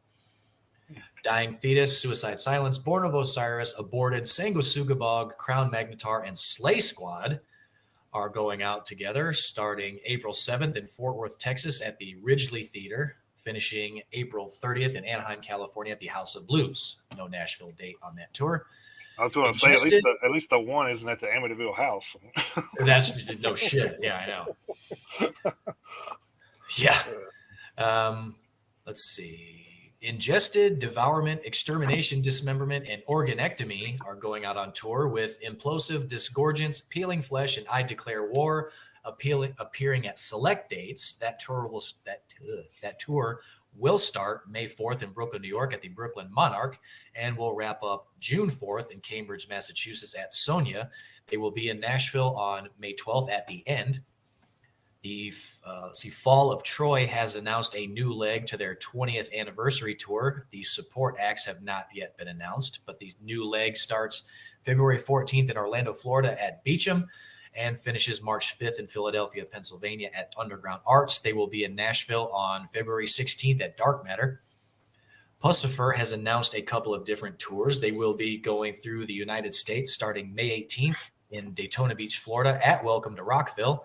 And they will be finishing in the United States on June 3rd in Bethlehem, Pennsylvania at the Wind Creek Event Center. They will not be coming to Nashville. And then they will be heading over to Europe starting June 10th in Dublin, Ireland at 3 Olympia Theatre, finishing July 7th in Madrid, Spain at the Mad Cool Festival.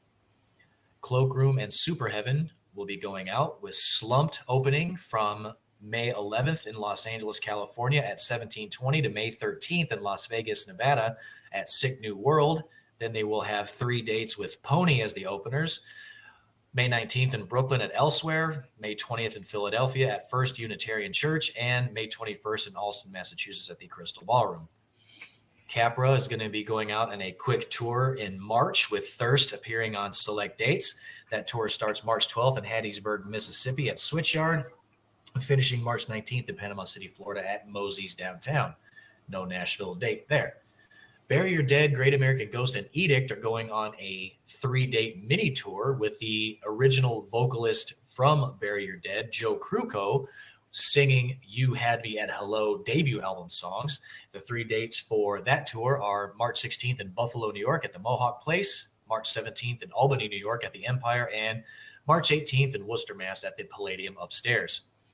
Ken Mode and Frail Body will be going on a West Coast tour starting March 10th in Vancouver, BC at Cobalt, finishing March 20th in Denver, Colorado at High Dive. The Last 10 Seconds of Life and Vomit Forth are going out on tour with Cell, Tactosa, and Mugshot appearing at select dates. That tour starts March 30th in Lakewood, Ohio at the Foundry and finishes April 18th in Mechanicsburg, Pennsylvania at Love Drafts Brewery. They will be at the end on April 10th with Tactosa as the opener for that show. Moving over to blabbermouth.net, Powerwolf has added 4 more dates to their previously announced North American tour. The 2 of the first 3 dates are already sold out, with the concerts in New York, and Montreal, Quebec being completely sold out. The show in Worcester, Mass is quote-unquote dangerously low on tickets.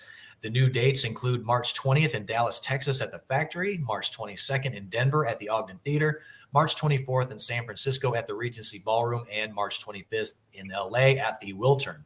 I'm kind of hoping there are more dates added to this tour, and hopefully one of them is close by, because I would love to see Powerwolf. This is their first time in North America, so I would like to catch that.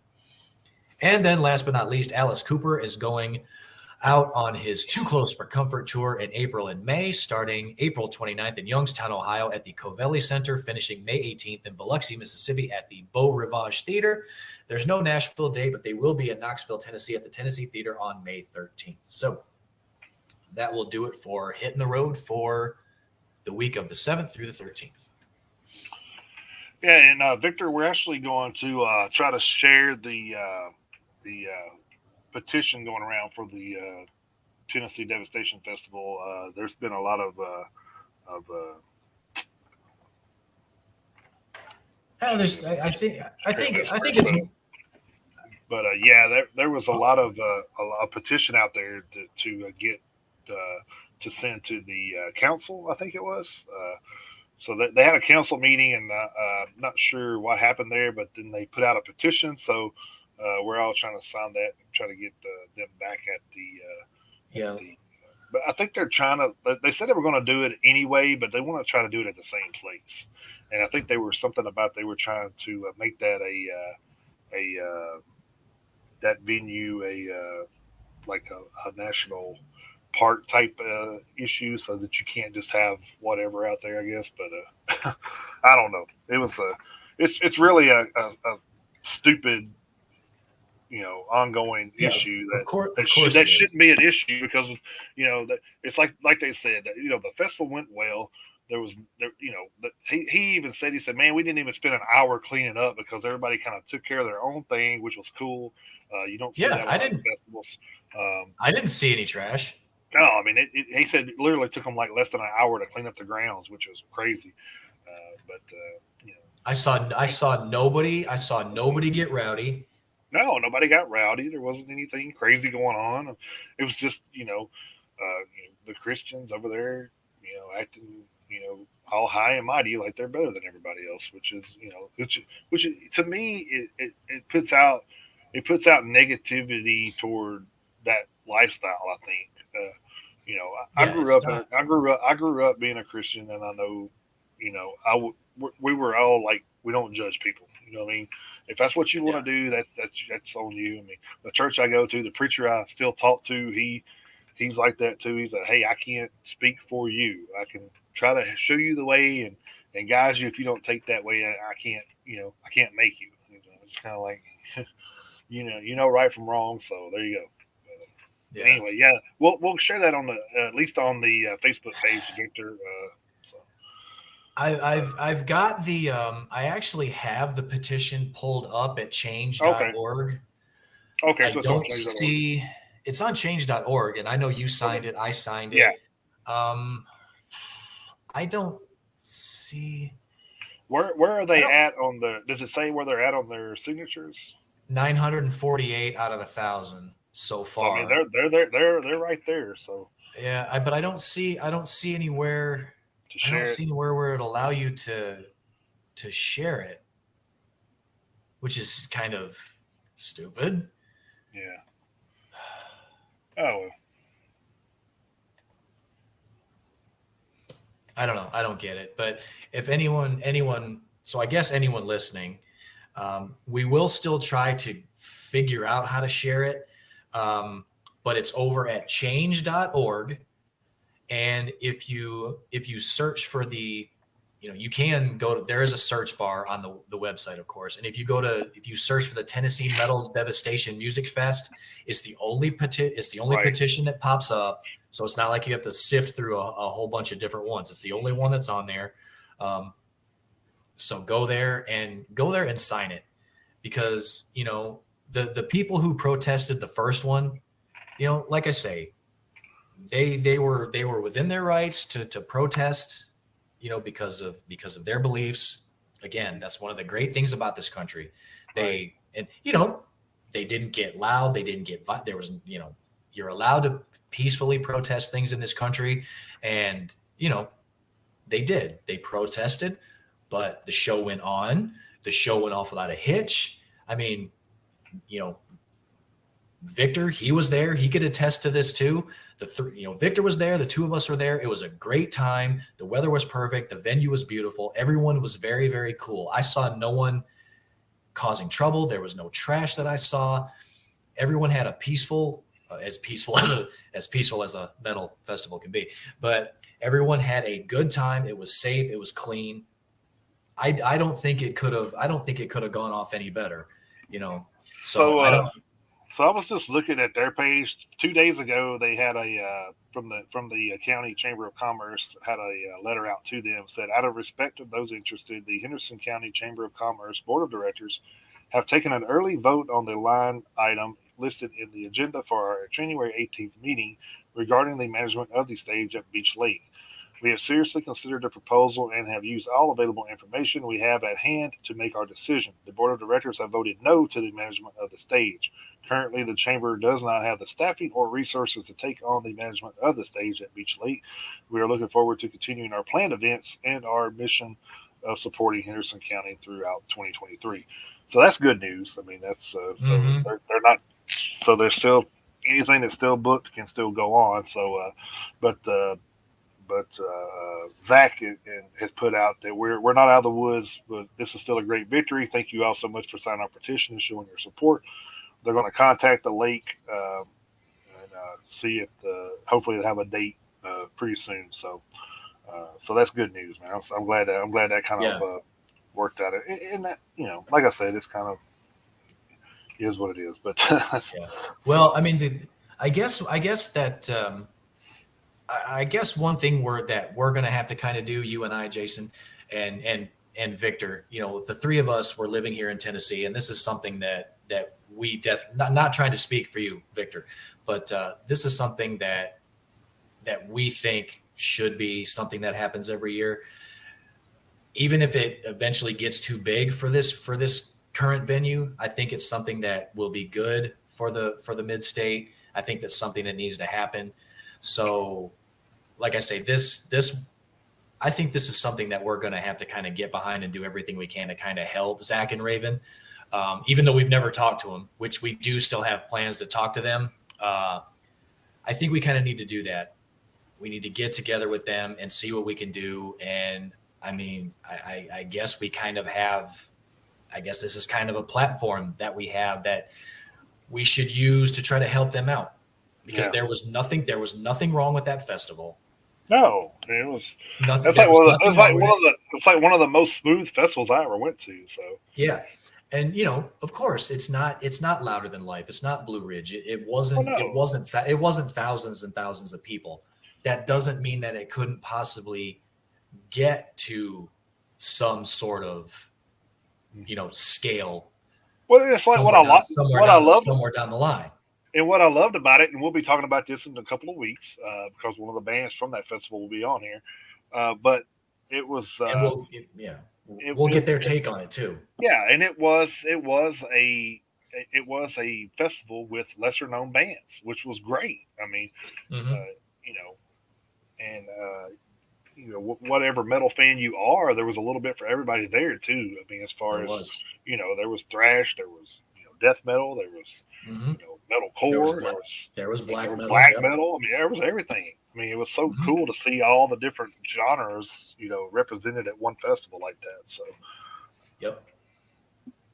so yeah, it was a hopefully they get it worked out and we'll get a date soon. And Mm-hmm. but yeah, they were taking band submissions, I think, until the end of the month, I believe, weren't they? I think it was January I 30th.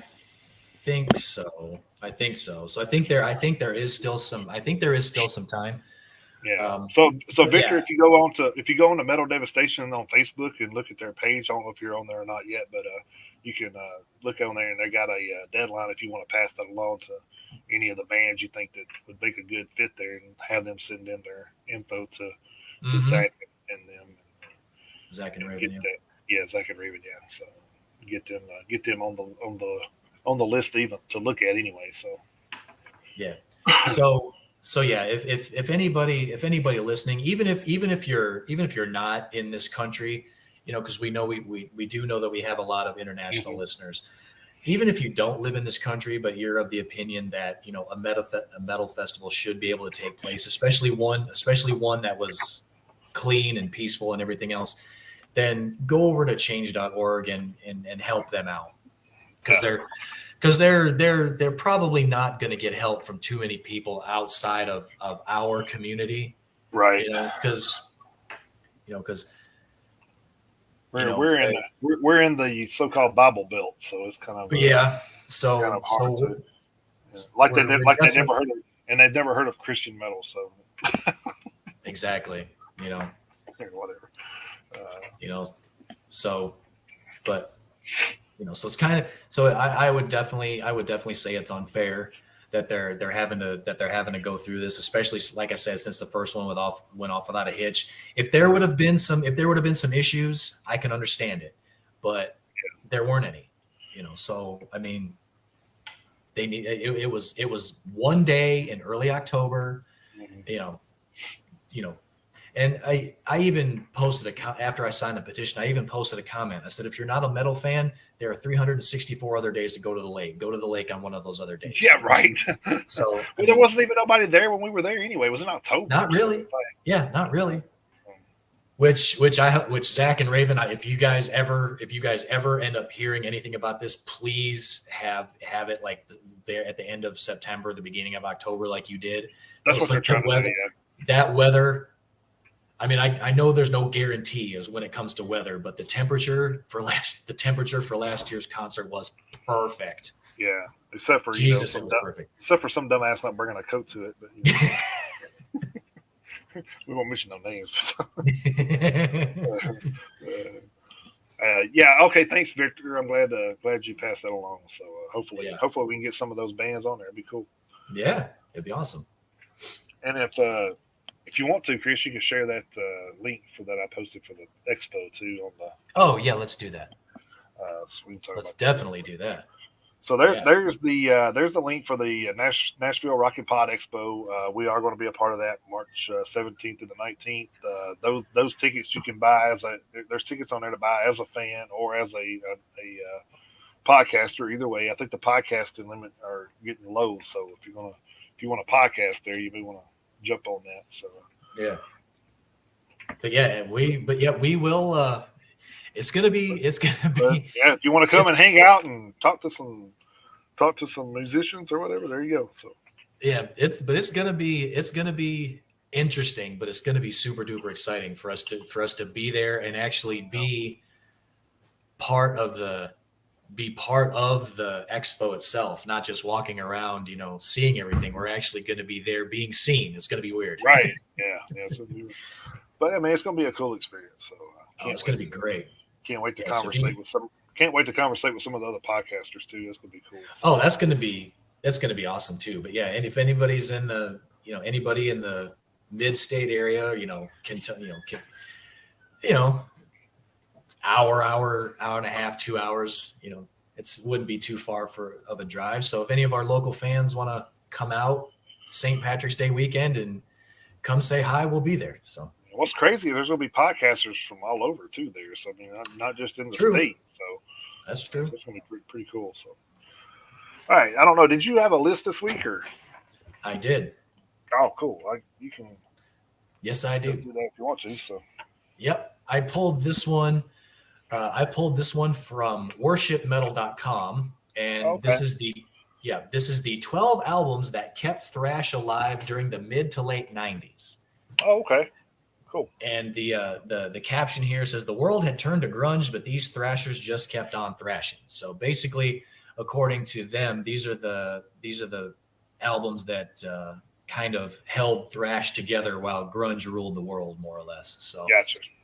Yeah. So after the release of some seminal thrash albums in the early 90s, those flannel-wearing wine bags of grunge. Now, these aren't my words. These are from this is from Chris Jennings over at Worship Metal. So these are opinions. These initial opinions are from the author. Those flannel-wearing wine bags of grunge took over and thrash kind of died on its arse seemingly overnight.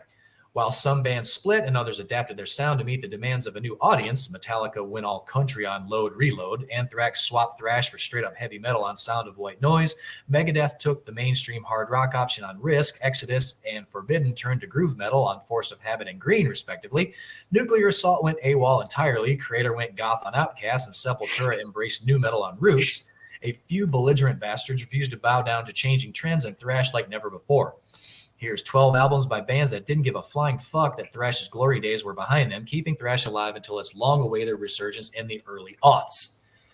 Leading on, these aren't like ranked or anything. It's just they just picked 12 albums. So Overkill with WFO from 1994.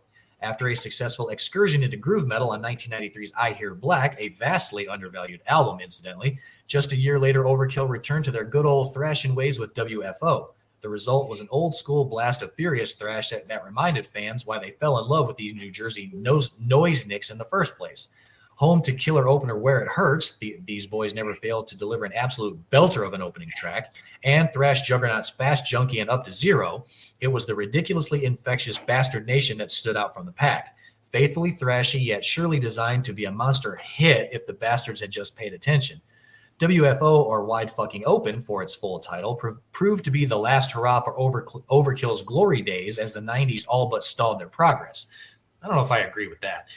Nevertheless, WFO should be celebrated as a classic 90s thrash album that bucked prevailing trends and thrashed like a motherfucker. Slayer, Divine Intervention from 1994. This one I agree with pretty much wholeheartedly.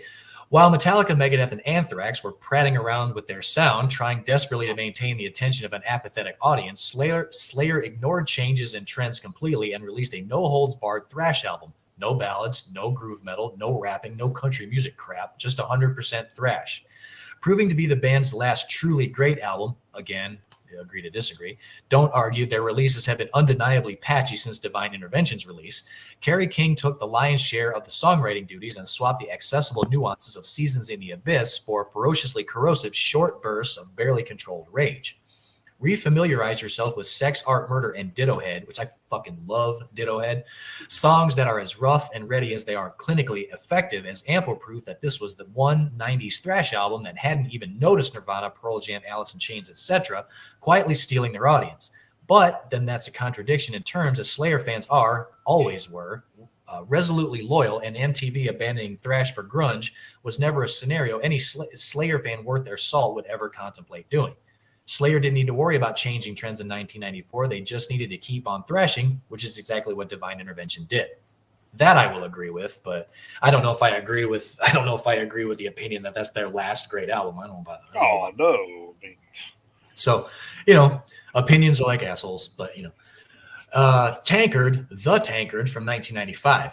True Tankard fans often rate The Tankard as the German stalwart's most underappreciated album, and for bloody good reason.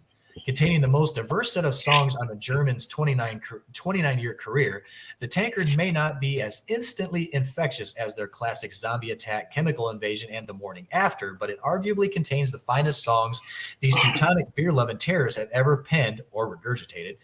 From the insanely catchy chorus of Minds on the Moon to the punky tempos of Close Encounter, Tankard's seventh album may still be the most streamlined and immediately accessible of their entire career. The fact they delivered their most complete album slap bang in the middle of a decade that didn't give a fuck about thrash proves their commitment to the cause. Tankard will always thrash. They're as reliable as the result of mixing grain, hops, yeast, and water. I'll admit personally, I haven't listened to as much Tankard as I probably should have, so I don't really know one way or the other whether this artist's opinion is valid or not. But I really do need to kind of listen to Tankard a little bit more because the stuff that I have heard has been very good. Well, not to give anything away, but we're going to be talking about them again later. So. Oh, sweet! All right. Then we have Sodom with Masquerade in Blood from 1995. Opening with the frantically raw Masquerade in Blood, Sodom's return to thrash after their dalliances in death metal on 1992's Tapping the Vein and hardcore punk on 1994's Get What You Deserve was a courageous attempt to keep the thrash flag flying in the virtually thrash-free 90s. The death metal and hardcore punk influences do remain on Sodom's seventh studio effort, but are explored via a more faithful thrash framework. The result was a thrash album that recalled Motorhead at their heaviest while exhibiting a total disregard for thrash's diminishing appeal. Check out Murder in My Eyes for a quick fix of Sodom's relentless battery during an era that was embracing contemplation and soul-searching over machismo and oral assault. Resolutely heavy and as ugly as a bus full of Ronaldinho lookalikes. You'll have to Google that one, kids. Masquerade in Blood made up in thrashy mid-90s goodness, what it lacked in songwriting skill and subtlety. Bludgeoning. Iced Earth Burnt Offerings from 1995. I agree with this one pretty much wholeheartedly as well. As enamored with power metal as thrash, Iced Earth's third album undoubtedly counts as a 1990s trend-defying thrash experience that added oodles of depth to its powerhouse musicianship. Dramatic and terminally unfashionable, it's incredible such histrionic and horror-indebted heavy metal ever found an audience, but Iced Earth have always been capable of releasing trend-defying thrash/power metal albums that appeal to those who long for immersive narrative, palpable atmosphere, and epic songwriting alongside their staccato riffs and soaring vocal lines. An often forgotten classic in Iced Earth's formidable back catalog, the dark and foreboding self-titled track, the thrashy ballad of Last December, and the bold, brave, and adventurous closer Dante's Inferno, helped to form an experience that may not be the greatest Iced Earth have delivered, but in a decade that looked down upon this sort of progressive thrash with disdain, should be revealed as a middle finger in the face of 90s corporate metal. Iced Earth to me has always been kind of underrated anyway. I mean, no matter which album you're talking about, and John Schaefer's shit aside, I mean, you're just focusing on the music itself. I think Iced Earth's been underappreciated for a long time. But yeah, Witchburner with a self-titled album from 1996. Who launches a thrash career in the mid-90s? Witchburner, that's who. Ignoring the fact that thrash was dead as dead gets, I still don't know if I agree with that. Yeah. These German miscreants took the Teutonic influence of Creator, Destruction, Darkness, and Necronomicon and unleashed some of the most brutally evil thrash noise heard in years. And when you're pulling from like Creator and Destruction, just those two bands, right? You're doing the pretty good job with them as a foundation. The fact that no one paid a blind bit of attention was moot. Thrash was still alive, screamed Witchburner to be at primitive, lo-fi, and completely devoid of panache and variation. It's worth acknowledging that Witchburner's debut at least attempted to go against the tide of public opinion and keep thrash alive. Check out the mid-tempo Harassment of Hammer of Destruction for evidence of Witchburner's defiantly simple homage to the genre's greats. It may be barbarically uncomplicated, but in 1996, this kind of thrash was a putrid breath of much-needed fresh air. Then they have Decibels by Razor from 1997. Launching a comeback in 1997 was a brave move for Canada's Razor, and this urban thrash onslaught, their first release in 6 years, thrashed hard regardless of the fact that thrash was not exactly in vogue in the late 90s. Intimidatingly menacing, the title track, Jimmy the Fly and Great White Lie, showed no mercy either at high speed or mid-pace bludgeoning. Razor reassuringly adopted an if it ain't broke, don't fix it attitude to their punishing arrangements. Heavy on the distorted riffs and vocals, Decibels may not have been vintage Razor. Check out Evil Invaders and Shotgun Justice for prime examples of their finest work. But the chainsaws ripping through flesh guitars are admirably crunchy, and Razor bowed out gracefully, or should that be disgracefully with their last album to date. Then they have Sadus, Elements of Anger from 1997. One of the most unique thrash bands ever to exist, Sadus' thrilling amalgamation of thrash, death, and progressive metal reached an arguable peak with the mid-paced stomp of 1997's Elements of Anger. Steve DiGiorgio's fretless bass wizardry impressed as always, but it was the experimental song structures Sadus were renowned for that marked out their fourth album as prog thrash, as a prog thrash monster in the latter half of the 90s. Words of War and Power of One may be streamlined when compared to the frankly bonkers nature of the tracks found on Swallowed in Black from 1990 and Illusions from 1988. But this semi-accessible approach stood in Sadus' favor, their unique songwriting style and technically astonishing avenue of thrash gifting real hooks and subtle melody alongside the aggressive savagery. Eye-opening stuff no matter what decade. Then we have Whiplash with Thrashback from 1998. The album title alone lays out Whiplash's stall from the outset. It was time to bring thrash back, and Whiplash were the band to take the bull by the horns and start thrashing like it was the 1980s again. Reuniting the acclaimed lineup that delivered the 80s classics Power and Pain and Ticket to Mayhem, Whiplash may not have matched the highs of those two albums, but their endeavor to return thrash to its rightful place at the very top of the metal hierarchy was a commendable and frankly necessary stepping stone to the genre's inevitable comeback a few short years later. The tin can widdly riffs, that's the only description that seems to fit Whiplash's signature guitar sound, of old were back on Stab, and Thrash Till Death can't be argued with lyric of no compromising, will thrash till death. Cemented Whiplash's place as one of the few bands fearless enough to kickstart thrash's long-awaited resurgence. Then we have The Haunted with the self-titled album from 1998. Often labeled as melodic death metal, The Haunted's debut album may warrant such a comparison, but at heart this Swedish collective, and particularly the opening track, Hate Song, were thrash at heart, and the seeds for thrash's comeback in the preceding decade were resolutely sown on this debut release. Barely taking a breather, The Haunted constructed a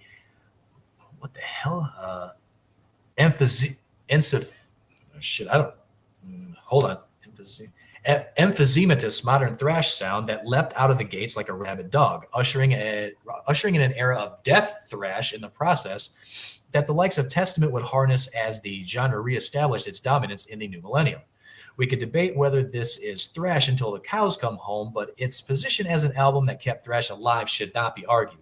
The Haunted's insanely fast and aggressive songwriting took thrash metal's blueprint and added a modern twist, technically fooling their audience into thinking there was something new when the backbone of thrash was so blatantly at the core of their sound. Divisive this may be, but credit where credit's due. Without The Haunted, thrash's comeback may not have been so seamlessly executed, and for that we remain eternally grateful. Then we move ahead to 1999 with Annihilator and Criteria for a Black Widow. Annihilator's seventh album announced the return of former frontman Randy Rampage, and Annihilator found their voice again, releasing their strongest set of tunes since Alice in Hell and Never Neverland caught the world's attention a decade prior. Why Randy Rampage and Jeff Waters decided to wait until the tail end of the 90s to have another crack at it is anyone's guess, but the quality of the material on display hinted at a productive partnership that deserved a second chance to shine. One of the few bands to remain staunchly active during the 90s, Annihilator were never really away, but Criteria of a Black Widow was a real return to form, and Back to the Palace, Nothing Left, and Bloodbath proved once and for all that an on-fire Jeff Waters and an on-fire Randy Rampage were a formidable partnership made in thrash heaven. That's something I can definitely agree with. And then last but not least, to round out the decade, we have Testament with the Gathering from 1999. Now we're talking. Proof that thrash was truly going to be a dominant force once again can be laid at the feet of one of the greatest thrash bands in existence, the mighty Testament. Yes, sir. Recruiting two legendary thrash elder statesmen in the considerable form of Dave Lombardo of Slayer and the aforementioned Steve DiGiorgio of Sadus and Death, Testament's core duo of Chuck Billy and Eric Peterson laid down the ultimate challenge to thrash metal's revivalists. Keep up with this, they demanded. Unsurprisingly, most couldn't.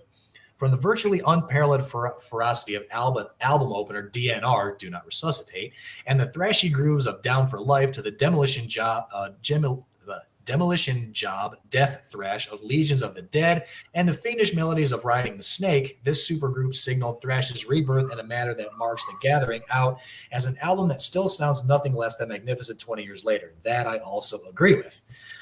With this release, it was clear thrash had well and truly returned, and within just a few short years, the likes of Destruction, Death Angel, Exodus, Creator, and Heathen would release monumental modern thrash albums in the shape of The Antichrist, The Art of Dying, Tempo of the Damned, Enemy of God, and The Evolution of Chaos, respectively.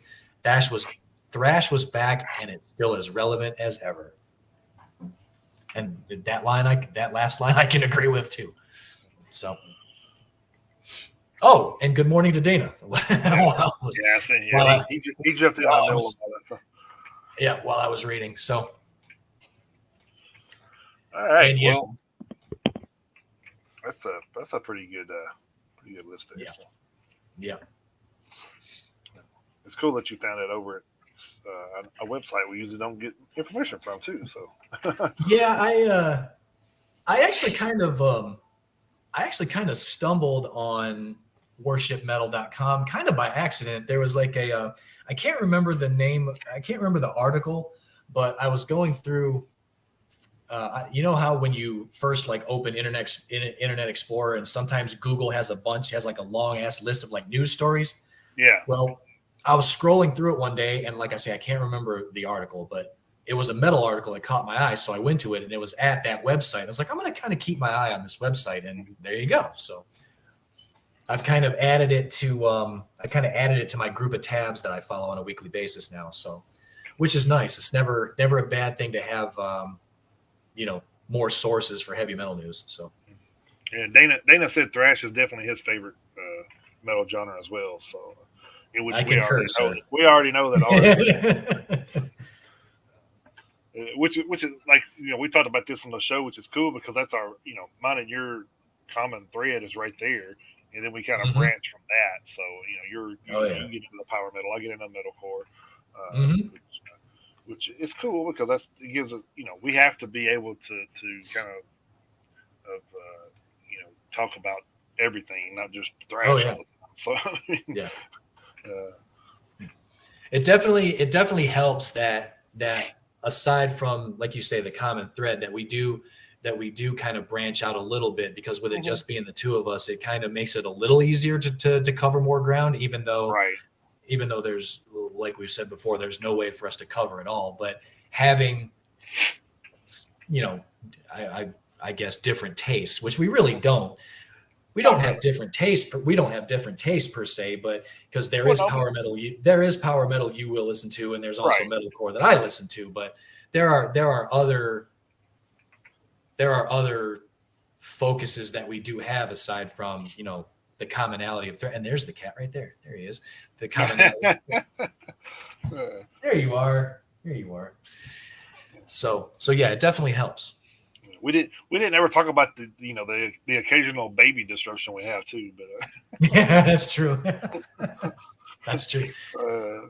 Yeah. So this is a first for me anyway. I don't know if it's a first for the actual show, but this is a top 10 list I put together personally. So this is something that's nice. Okay. From the actual Metalheads that is, like I said, it's from me. This is my personal opinion, so people are going to disagree and agree or whatever, but that's fine. But I wanted to do a list because I thought it was interesting to see how many 3-piece metal acts or hard rock metal acts are out there, because I think it would be harder to just cram it into metal. But with with all the hard rock and metal acts that are there. So I did a top 10 of 3-piece metal and hard rock acts. So this is my Cool. top 10 list for that. So at 10, and I kind of got to go off kind of like what normally people do is just give an example of the work and the people involved and all that stuff too. So number 10 was Blue Murder. If you're not familiar with Blue Murder, they were an English rock band founded by lead guitarist vocalist John Sykes. The group was formed in 1987 following Sykes' dismissal from Whitesnake. The initial lineup was rounded out by bassist Tony Franklin and drummer Carmen Appice. So there you go. So can't go too wrong with that. So Blue Murder released their self-titled debut album, which cracked the Billboard Top 200 and spawned a minor hit with Jelly Roll. By the early 1990s, however, Blue Murder's music had fallen out of fashion with the popularity of grunge. Franklin and Appice left the band, and while Sykes put together a new lineup and released Nothing But Trouble in '93, after a live album the following year, Blue Murder were dropped by their record label and broke up. Since then, there have been numerous attempts to reunite the band, but to no avail. So and then number 9, I had Thousand Foot Crutch. If you're not familiar with those guys, they are often abbreviated as TFK, of course. They're a Canadian Christian rock band formed in Peterborough, Ontario in 1997. The band has released 8 studio albums, 2 live albums, and 3 remix albums. The band currently consists of founding member Trevor McNevin on vocals and guitar, Steve Augustine on drums, and Joel Bruyere, I can't say his name, bass and backing vocals. Since forming, Thousand Foot Crutch has sold over 1.1 million albums and reached number 1 on the Billboard Hard Rock albums charts twice. So Nice. no strangers to success there. So number 8, I chose Animals as Leaders. Animals as Leaders is an American instrumental progressive metal band from Washington, D.C. It currently consists of guitarist Tosin Abasi and Javier Reyes and drummer Matt Garska, having been formed by Abasi in 2007. They are a prominent band with the gent scene. Prosthetic Records released the band's eponymous debut album in 2009. They went on to release the albums Weightless in 2011, Enjoy Your Motion in 2014, The Madness of Many in 2016, and recently Parisia in 2022. So there you go. 7, I took High on Fire. High on Fire is an American heavy metal band from Oakland, California that was formed in 1999.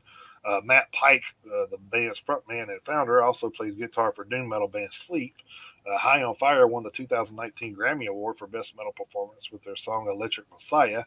High on Fire was founded in 1999 by Sleep guitarist Matt Pike, drummer Des Kinsel, and bassist George Rice, from Dear Deceased, who originally auditioned to be the band's vocalist, which is interesting. Kind of switched gears there. So the band's first full-length album, The Art of Self-Defense, was released on 12th Records and released later on Man's Ruins Records.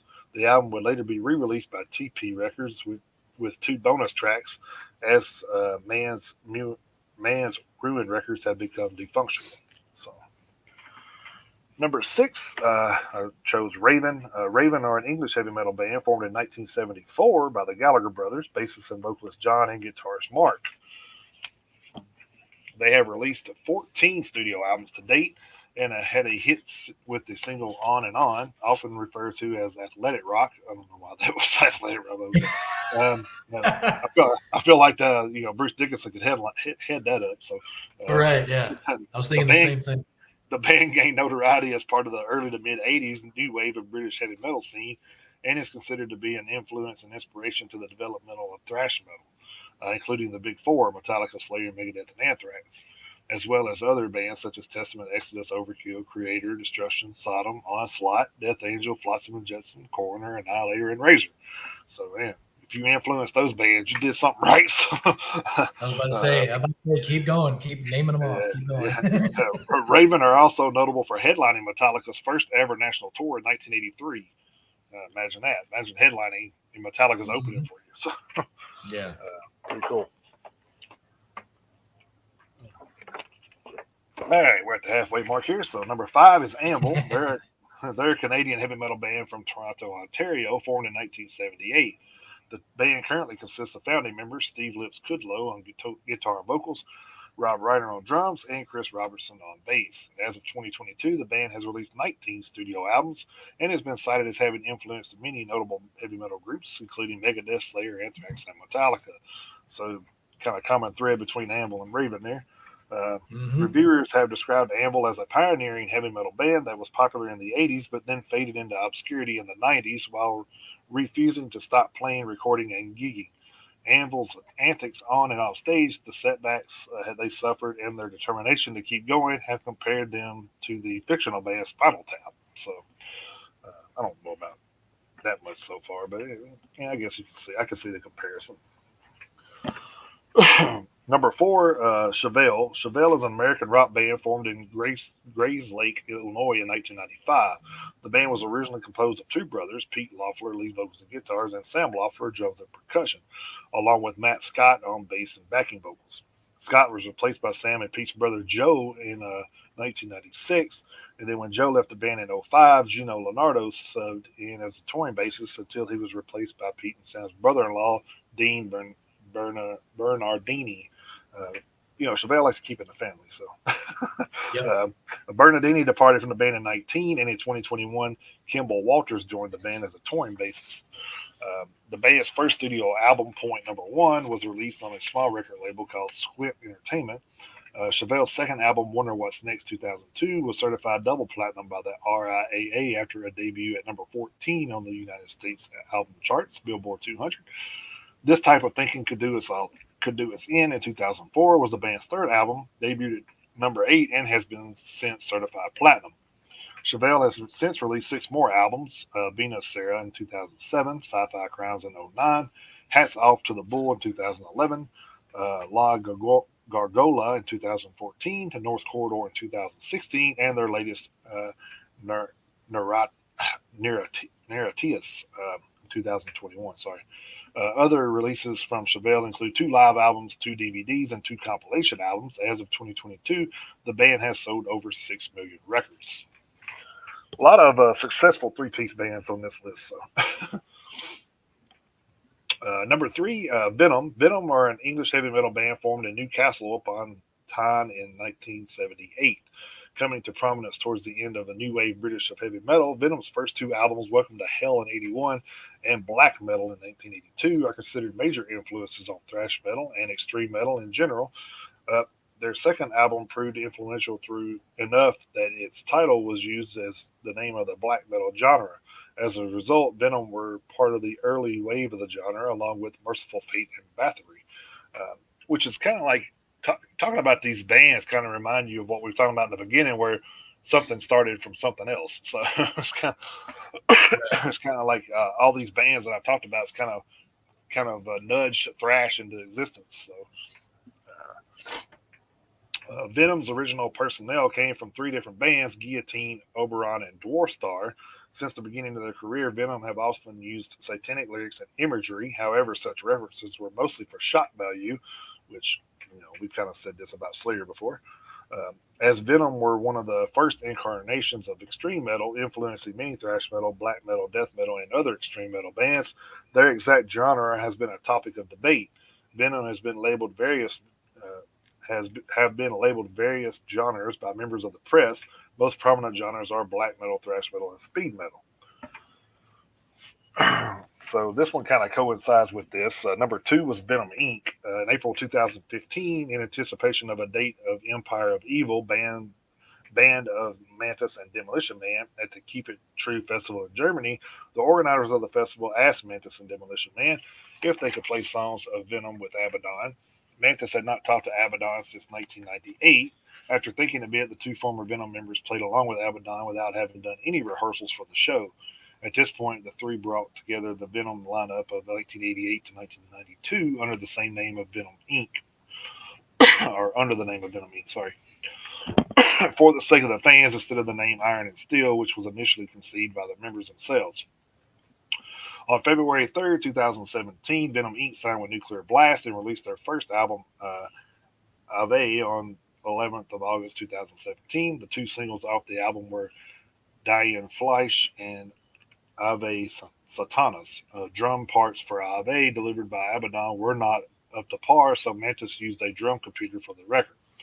After playing several worldwide tours, the band continued to play until the beginning of March 2018, when at the end of the Australian tour, Abaddon asked for a break from the band's activity due to the birth of his daughter, Anja, and agreed that he would be temporarily replaced by the band's front of the house engineer, Jeremy Clean, for a period of 1 or 2 months until April 18 to complete the European tour.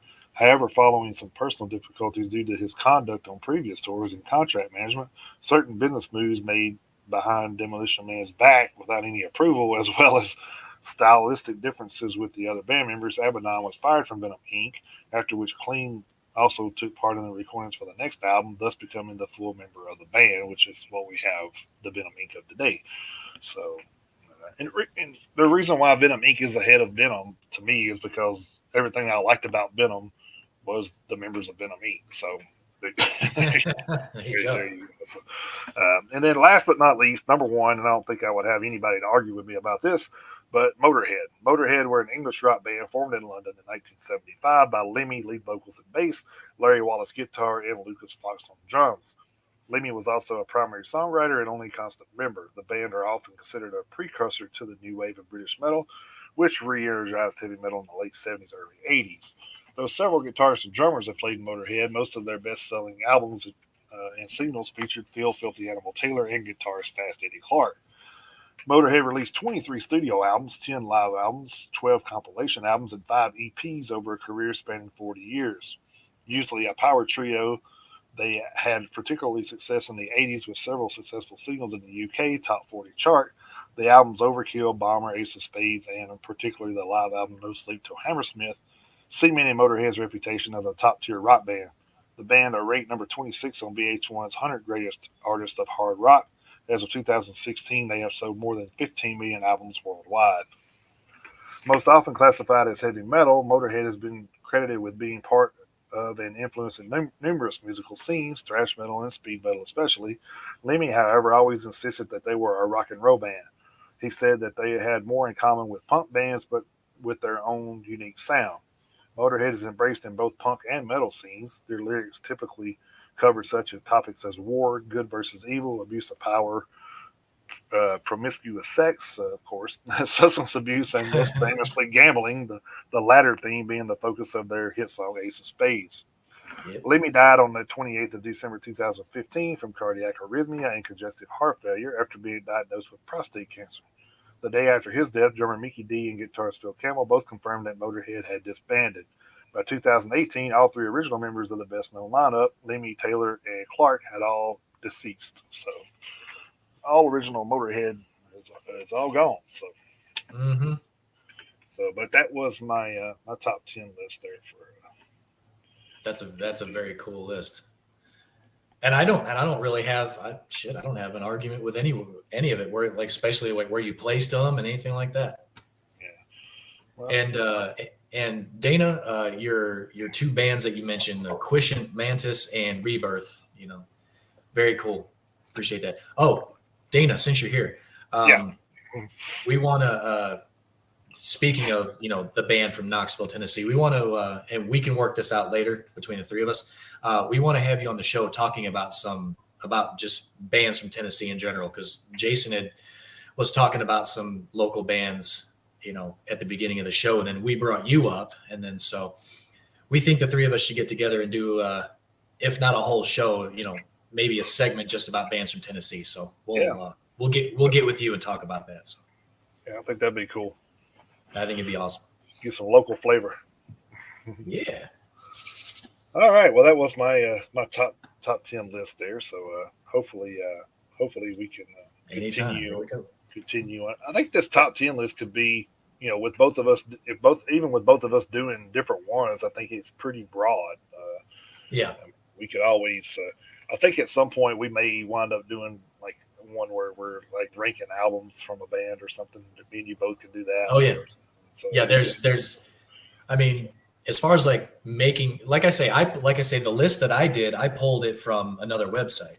But then the one that I did last week for our first segment was just a list of band names that I put together myself. Right. So I mean, there's probably pretty much really no limit to what we could do as far as a list. So yeah, which you're is right. cool because I mean, Gives us a lot of flexibility.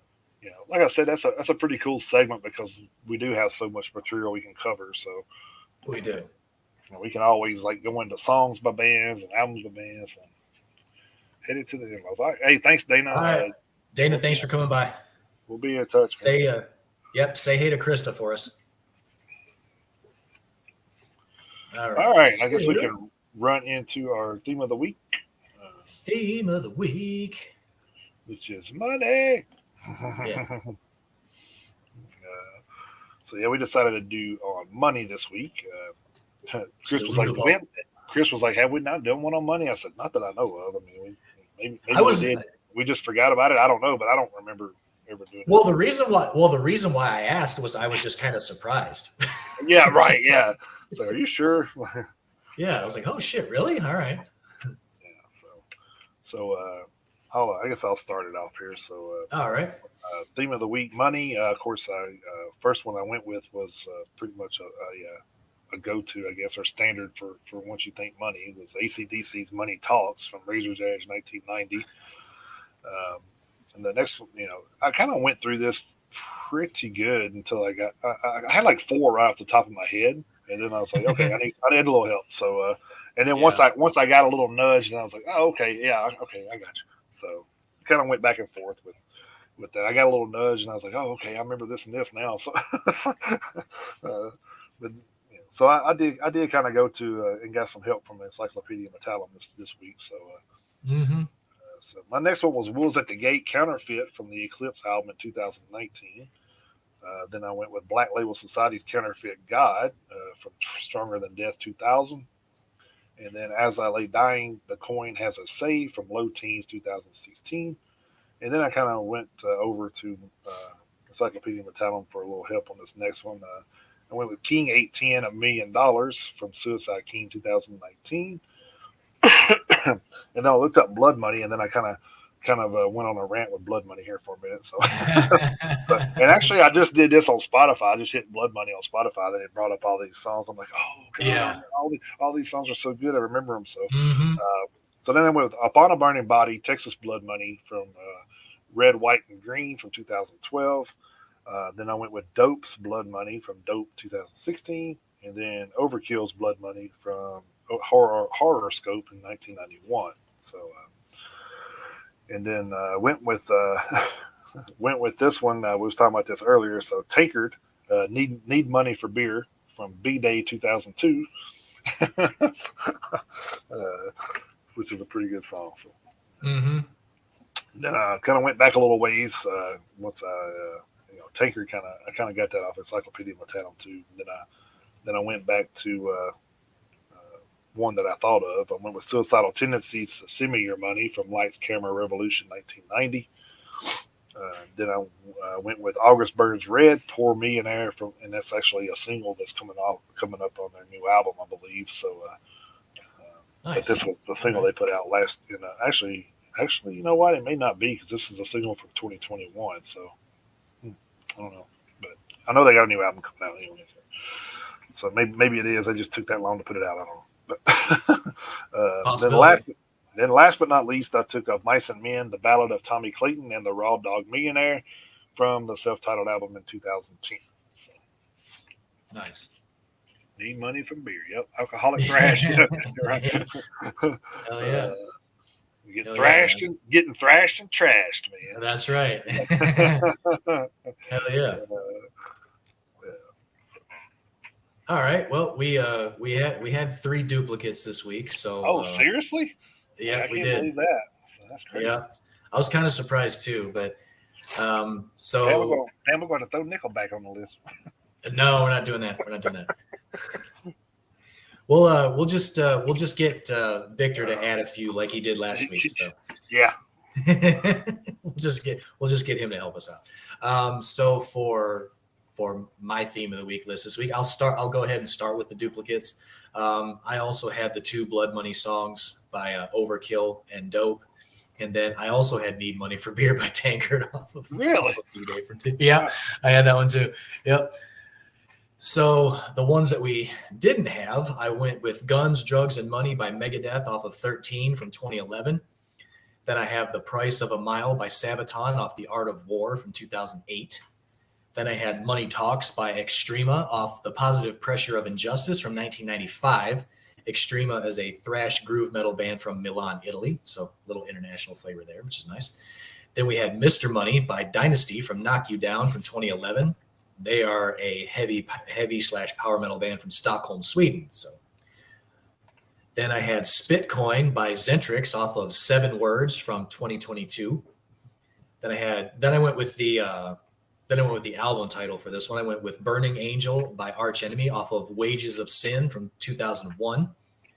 Then here's one that I was surprised we didn't both have. I had Hell to Pay by Death Angel off the Evil Divide from 2016. Then I had Hell to Pay by Eyes of the Living off of Fear Comes Knocking from 2022. Nice. Then I had Paid in Blood by Gravedigger off The Clans Will Rise Again from 2010. And then I had The Price of War 2.0 by Rage, which was a single from 2020. So I guess if I want to add one real quick, kind of on the fly, I could, because you had Money Talks by AC/DC, I can go with Dirty Deeds Done Dirt Cheap. So, well, they had another one. What was the other one they had? They had another Money Shot. They had a Money Shot song too. Well, that's for a completely different list altogether. Yeah, still got money in it, man. That's true.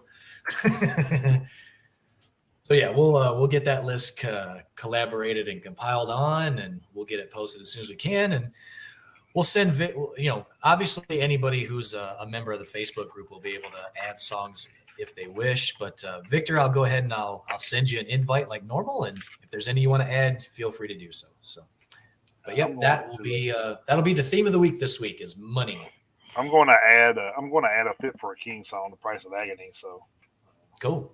That'll take up one spot. So, yep, that works. Let me share the list here. I got off topic and forgot to share the list. So.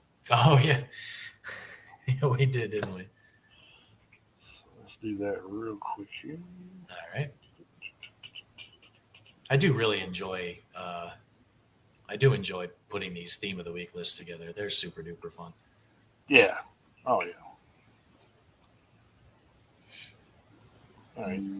There is the weekly playlist. All right, there's the weekly one. And I'll try to find the execution one here. Last week, which was a damn good list. I listened to that 2 times this week. So yeah, I think I listened to it all the way through twice. That includes the songs that Victor added. They were very good additions. Yeah, they were. And there's the execution to this. So. All right, I'll put the execution one up here in a little bit. I'll leave the you're fine. Yeah, leave that one up for 4 minutes. Leave the weekly one up for a little bit. So yeah, as soon as I seen Hell Ripper and Executioner on there, I said, yeah, Victor did that. Mm-hmm, absolutely. Absolutely. I knew by the bands who did it. That's pretty cool. All right, I guess we can go into album reviews. So unfortunately, there was 5 albums that I tried to listen to that were not released this week for some damn reason. Yeah, it was. That was the old list from last week. So. Yeah, Victor, the one that's posted now is the one that Jason puts together on a weekly basis. I don't think he sent out a collaboration link for that one.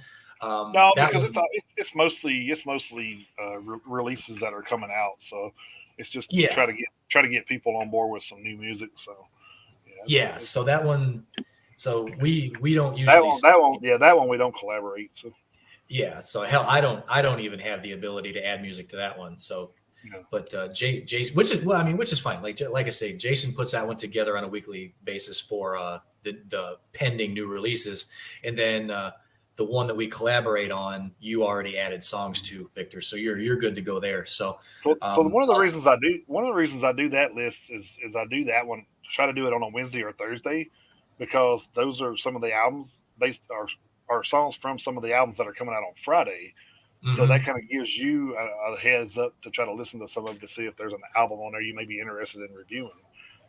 Yeah. And that's usually why I do it too. It's because I'm like, oh, I like this song. Why don't I check this album out? Or, you know, so. Where I pick an album to review blind.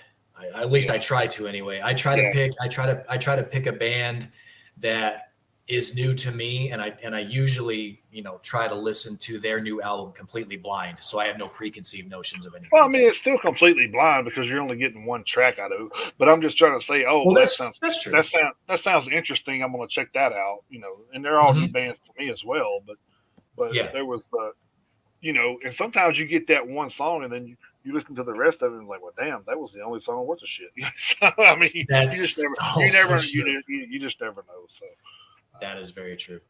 But my album review this week, I took Ruin Throne, The Unconscious Mind of Arda. This is a little out of my forte, I guess. Ruin Throne is a power metal band out of Rome, Lazio, Italy. They have been around since 2008. Their current members are Luca Grossi from guitars, Nicola De Maria on guitars and vocals, Giorgio Manucci on keyboards, Ed Dye on lead vocals, Francisco Comerci on drums, and Alessandro, Finacciero. I guess that's how it's pronounced. I'm not sure, but it looks close. On bass, so it's a weird 6-piece band. Of course, it is power metal, so you kind of that's kind of common, I guess, with power metal to have more than 4 or 5. So, this is a crazy thing. They've been out since 2008, but this is only their second full-length album. So I'm kind of curious of what's went on because their first full-length album didn't even come out until 2013. So it's been 10 years since their last album. So it's kind of. But then their first one took 5 years to come out. Yeah, so it's kind of wild. They had a demo in 2008, but it didn't. That's all it says is a demo. So it's kind of strange to have that much of a difference in album releases. I don't know. Maybe they're in other bands or something. I don't know. But this is their second full length album. 11 songs, 53 minutes, 8 seconds. Like you would expect with a power metal band. There's very powerful vocals. There was moments where it didn't have any traditional power metal sound, which was kind of interesting to me because when I was listening to it, I was expecting that the whole time, and it didn't kind of get that in some of the songs. I'm like, wow, that's pretty interesting. So, needless to say, it wasn't my traditional thinking of when I hear power metal. So, Ed Dye's definitely got some range. He even hit some gutturals, which surprised me in some of the songs. I'm like, oh, wow, this is pretty cool. So instrumentally was good, of course, because all power metal is usually pretty good. But it did get a little. There was one song on there, and I can't remember the name of it, but it did get a little too operatic for me on that song. But not for the most part, it was okay. So the biggest issue I had was there was a 1:13 instrumental threw in on track 6, and then the album started with a 2:13 prologue. So to throw an instrumental in that really could have been a guitar solo, in my opinion, on another track was kind of pointless. But you know how I feel about those anyway. So. Yeah, same. And the crazy thing is, like, it's power metal, so I didn't really have a problem with it. But they had a 9-minute 30-second song on here as well. So I'm just like, why didn't you make a 9-minute song and then a minute song? Why didn't you just split it if you're going to make a track out of it? I don't know. I don't get it. Like it was a lot of little confusion with the lengths of the songs, but other than that, I thought it was a pretty decent album actually. But I'll give it 3 horns. Like I said, it wasn't too bad. I could definitely listen to it again. So yeah, I may have to check that one out if I get time this week. I'm pretty sure you would enjoy it a little bit more than I did, probably. But. Yeah, maybe. I actually managed to listen to. Of course, I ran into a little bit of the same problem as you. The album that I was initially going to listen to wasn't available on Spotify, and I was like, well, screw it, I'll just go to YouTube. And YouTube says that it's not going to premiere until this coming Friday. So, okay. So maybe depending on the list for the 20th that we'll get to here in just a little bit, which is super duper long, so I probably won't have to worry about it. But the list for the 20th, so I had to go with another one. So I actually picked another LP to listen to, and I actually ended up listening to 2 EPs as well. So cool. I've like I said, I'm going to focus. I'm going to make sure that I focus on EPs a little more this year. I've already listened to 5 EPs this year, so you'll be nice. So, yeah, you'll be proud of me there. So I'm keeping a separate list of both. So so my formal review this week was by Screamer, their new album Kingmaker. Mm-hmm. They are a heavy metal band formed in Ljungby, Sweden in 2009. And if that city in Sweden sounds familiar to you at all, Ljungby, Sweden was the city of the obviously now infamous bus accident that killed Cliff Burton. So right. Their lyrical themes include adventure, battles, and mythology. The current lineup consists of Henrik Pettersson on drums, Dejan Rosic on guitars, Andreas Wickstrom on vocals, Fredrik Svensson Karlstrom on bass, and Jonathan Agard Mortensen on guitars. And Jason may have had to go to the bathroom, or he had one of his little coughing fits. So we'll see if he comes back. I'm sure he'll be back. This is Screamer's 5th studio album. Their debut album came out in 2011. Then they had an album in 13, 17, 19 leading up to Kingmaker, which came out yesterday. Kingmaker is 10 tracks long, 39 minutes and 18 seconds in length. So definitely not a bad listen at all. I did like this album overall. I kind of got a little bit of a sort of different vibes going throughout the entire album. I got a little bit of the overall aesthetic of the album was kind of like an old school vibe with, recorded on, new school technology, which is kind of like the polar opposite of my album last week. They had like they sounded completely flat and muddled and muddy and everything else. This album right here, they've got like that old school, like Skid Row, Dokken, Poison kind of, well, maybe not Poison, because that's a little too hair metalish. They don't really give off a heavy metal or a hair metal vibe. It's just an old school, old fashioned, straight ahead heavy metal vibe, just with a much, much cleaner sound. The vocals from Andreas Wickstrom are very, very clean, very powerful, very, very well done. The drums put together very, very well. Some of the guitars were very, very well done. Some of them were a little flat.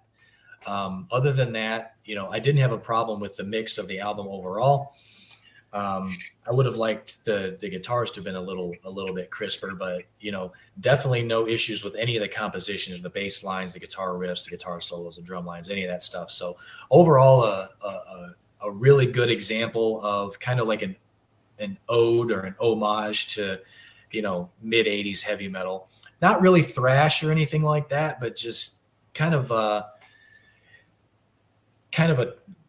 Swedish take on the new wave of British heavy metal bands that kind of came out. So I enjoyed it quite a bit. So I'm going to give this one 3.5 horns out of 5 too. So that's where I'm going to go with that one. And then the 2 EPs that I listened to Decreation Day by Anubis. It was only 2 songs and like 7.5 minutes, but so that one was kind of funny. But and I know we don't normally do this, but I'm gonna do this anyway because Jason, I know you're already doing this, but I'm keeping a running list of album covers. That way we don't have to backtrack. So one thing I'm going to give the EP 4 horns out of 5. I probably would have given it like 4.5 if it would have been more than 2 songs, but the 2 songs that were on it were badass. Oh my God, they were so good. So that's actually going to be longer than that, just to let you know, because I don't think it's completely an EP yet. So. Oh, okay. Because it's still showing. Because it's still showing a single on it's still showing as a single on Spotify. So Really? yeah, so it's Maybe not showing as an EP. I wonder if I read that wrong then. I mean, Well, it's I mean possibility. that could be the name of the EP, but they've only released 2 songs. So when Yeah, so what they do is they did only. because the EP obviously hasn't been completely released yet, so they'll put like Oh shit! if they have like songs off the same album, they'll compile them to the newest song, and then the other songs will be underneath it most of the time. So Oh, okay. yeah, So I'm gonna have to. So I'm definitely that gonna keep an eye on that that. threw me off one time too. I was like, wait a minute. Because it Okay. had All right. Well, then that. because like the list had a whole album on it, and then I look up and there's only three songs one time, and I'm like, that don't make no fucking sense.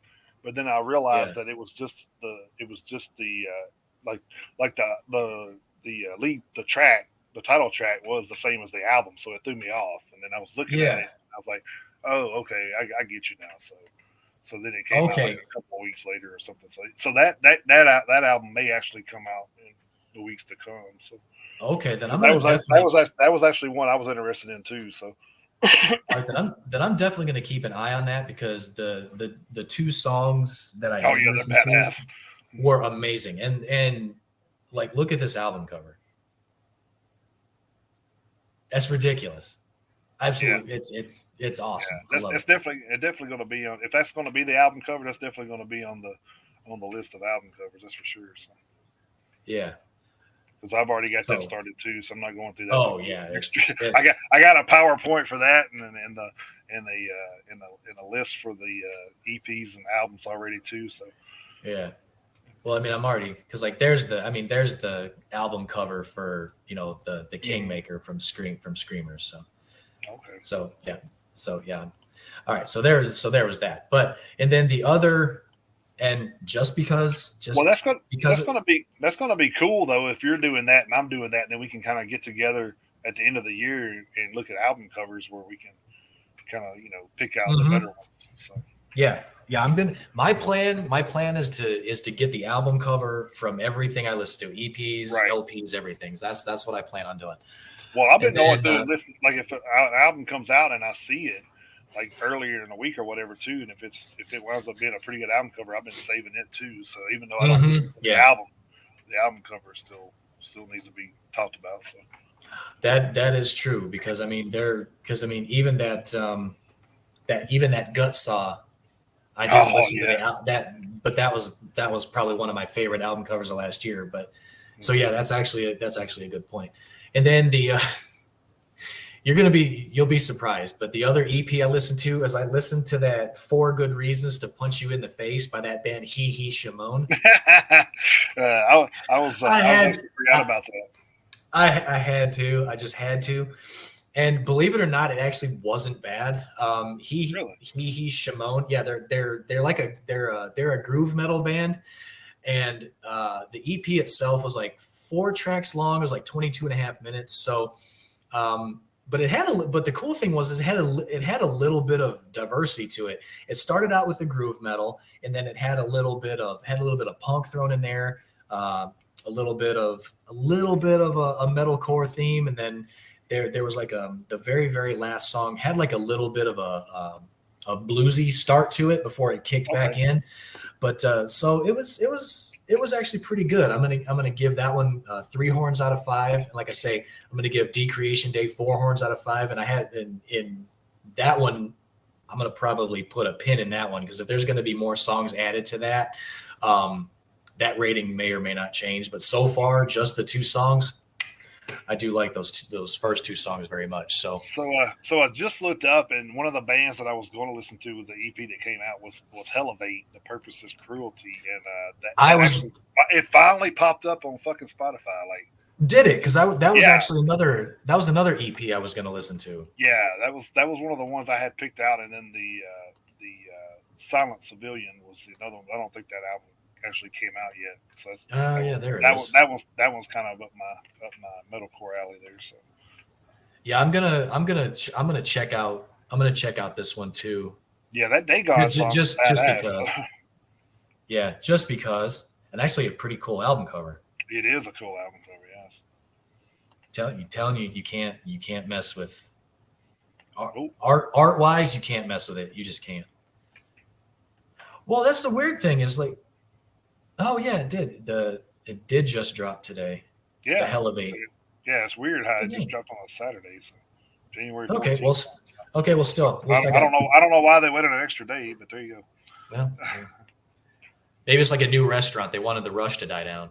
Yeah, I guess. No, we can't go eat there yet. Shit like that. So right. All right, Sue. What do we have to look forward to on the 20th? The lists are holy shitballs. The list for the 27th is ridiculous. Oh my Lord.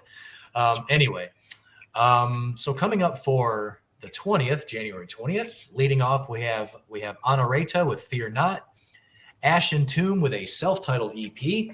We have Atrocity with Occult 3. We have Atsuko Chiba with Water. It Feels Like It's Growing. Autumn's Child with Starflower. Barnabas Sky with What Comes to Light. Big City with Sundwind Sails. Black Star Riders with Wrong Side of Paradise. Celestial Wizard with Winds of the Cosmos. Cloudy Skies with Changes. We have Cthulhu Dreamt with Precursor. Dark Princess with Phoenix. Diquisitor with Apotheosis. Dryad with The Abyssal Plane. Dying Light with Shallow Grave. I with Anthology. Faith Extractor with Contempt for a Failed Dimension. Fastest Land Animal with East Coast, West Coast, in between. We have Fatalismo with Dominate to Exterminate. Gypsy Chief Goliath / End of Age. Turned to Stone Chapter 7. That's a split album. Half-Life with Like a Jungle. Heroes and Monsters with a self-titled album. Imperium Decadence with Into Sorrow Evermore. Issa with Lights of Japan. Catatonia with Sky Void of Stars. Laura Cox with Head Above Water. Leaflet with Something Beyond. The Mighty Mr. Shane with Through Hell. Mindless Hope with Mental Truancy. Nat with a self-titled album. Negative Vortex with Tomb Absolute. Nothingness with Supraliminal. Pander with Break the Oath. Pyramid Mass with Monolith. Reburied with Repulsive Nature. Riverside with ID Entity. Sarah Halter with The Doom That Binds Us. That is an EP. Scarlata Music with Skate Punk. That is an EP. Seether with Disclaimer. That's a re-release. Scarthia with Legacy. Sleejess with Abstand. 10 with Something Wicked This Way Comes. Tension Rising with The Last Judgment. Thaumaturgy with Tenebrous Oblations. Tidal Wave with The Lord Knows. Tribunal with The Weight of Remembrance. Turbid North with The Decline. Twilight Force with At the Heart of Wintervale. Uburin with Usurp the Throne.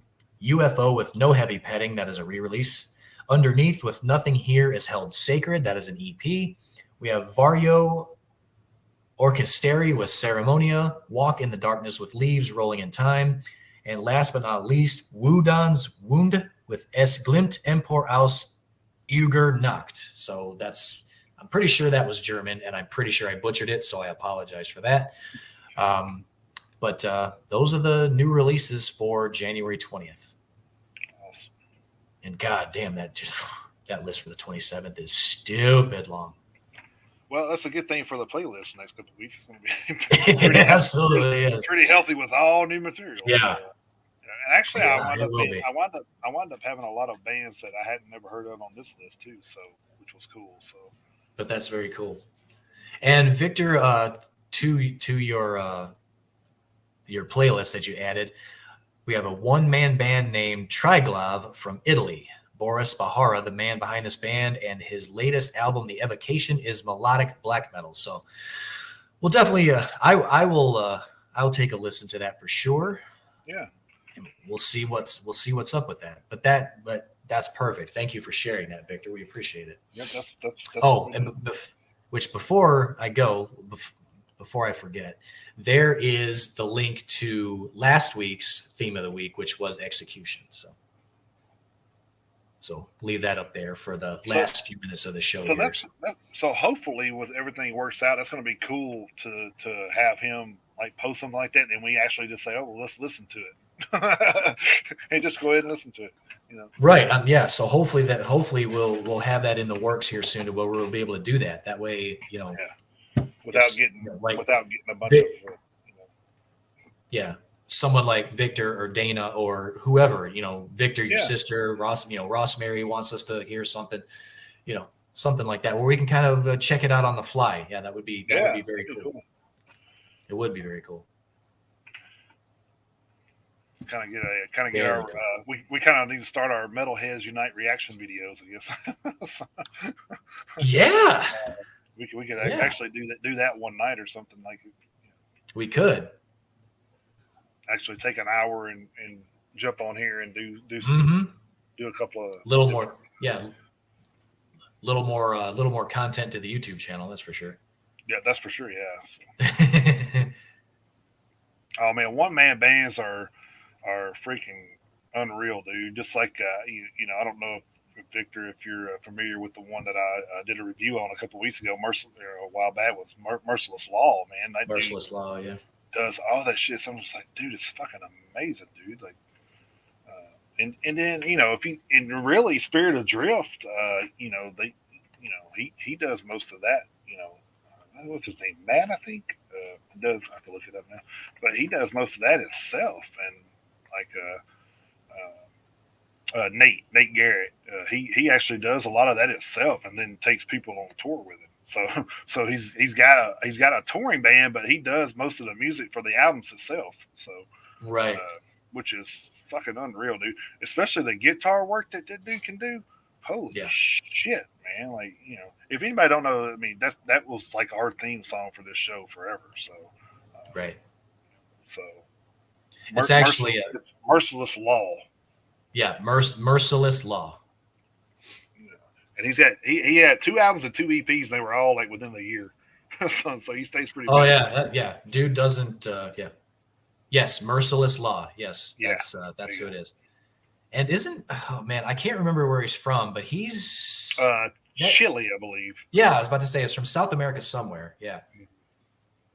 So, I've contacted him about being on the show. He's kind of like reached out and showed some interest, but we hadn't really said nothing concrete yet. So I would actually be interested in knowing his whole take on how he puts all that together. So yeah, he's definitely a thrash. Thrash metal kind of guy. So old school. I mean, old school thrash metal. Back in the early Yeah. Testament. Yeah. Definitely nothing wrong with that. Oh hell no. Especially especially if one of his comparables is Testament. You're not going to get any. You're definitely not going to get any argument from me. No, Not at he all. does. He's got those like he had like the vocals on there kind of remind me, John Oliva from Sabotage. Because he can kind of do pretty much anything vocally. So it's pretty Oh, there you interesting. go. That guy's got some talent, dude. Like us, if he keeps up doing, actually he just posted where you can buy his CD, so I'll probably wind up trying to get that CD off of him. I'm behind on buying hard copies, so I just now Right. got Hellfires and Disturbs from last year in the mail today. Oh, So good Lord. yesterday. So, Wow. yeah, so I'm a little behind. So, and I still got to hit Hex stuff to get theirs. Man, I wanted to buy that album that they were talking about, but it was like I think it was like $50, and then by the time I had to pay for shipping, it was like 72. I'm like, holy shit! Yeah. I had to pay like $20 for fucking shipping. Like, Yeah. man, I just couldn't. I just couldn't bring myself to do it. It's like Yeah. I wanted it. I wanted it bad, but Talking about the gold vinyl. yeah, the Pagans Rising. Yeah, it had Yeah. all. I'm really more interested in the booklet that told the story behind each song. That's what I'm more Mhm. interested in than anything. So, Yes. but Yeah. maybe at some point, I don't know. Maybe I can eventually get it. I don't know, but I just couldn't see myself paying half the price of the album for shipping. Man, that's just wow. I don't blame you there. And then of course, Source of Rage had their album. I haven't purchased it yet. I need to purchase it too because that album was great. So, Yes, it was. but most of the people that have been on the show, I've actually purchased their music. So that's kind of what we. I can't go out here and tell people to do something that I wouldn't do. You know what I mean? So I kind of feel like a hypocrite if I'm over Oh, trying to tell you go buy music and then I'm not doing it. So absolutely.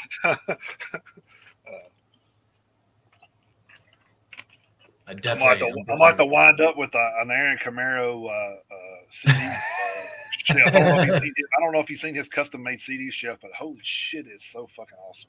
He's got it to no, where it's like he's got the front piece and it slides over where you can like get in behind it and stuff. Oh man, it's fucking massive. I bet it's awesome.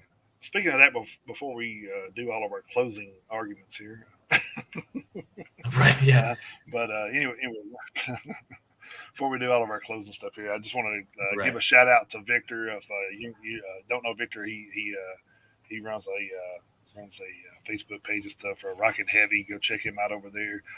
Then we have Dana on here from Metal and Tats. Always check those guys out. They're always doing, definitely if you want to see some new bands, because there's a lot of new bands on that page, and we appreciate them as well.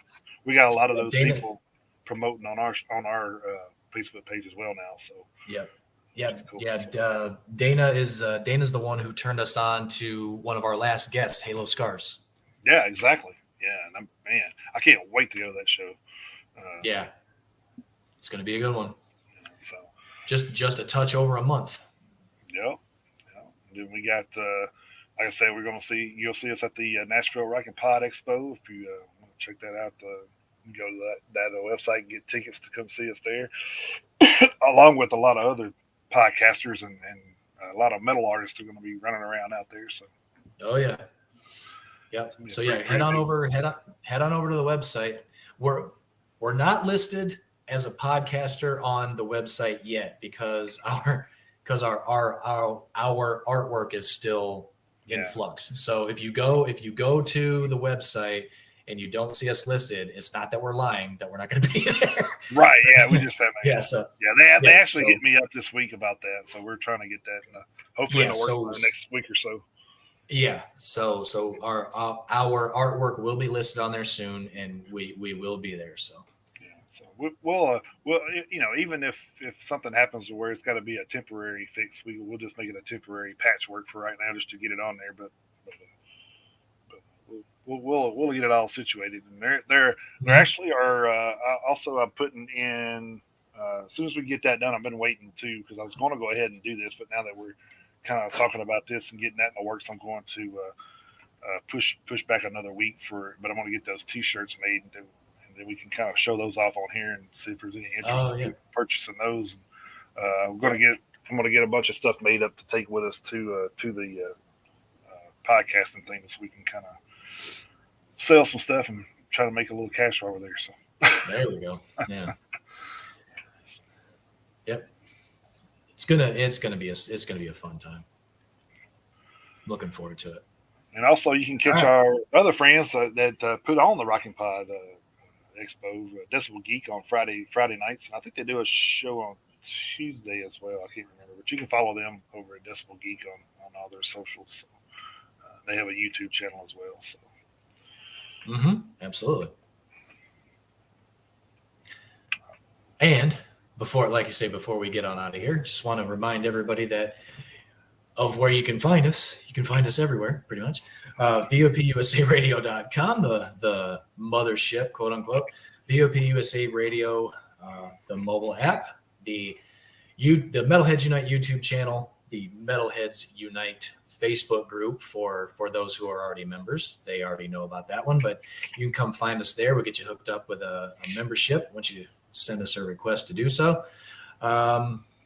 Let's see what else we got. We've got TikTok, we've got Instagram. We do have Twitter, but I don't really do too much with it, to be completely honest with you. The Patreon is available. That's something that's still a work in progress. Then we have metalheadsuniteusa@gmail.com for any of the email fans. That's totally fine too. And then,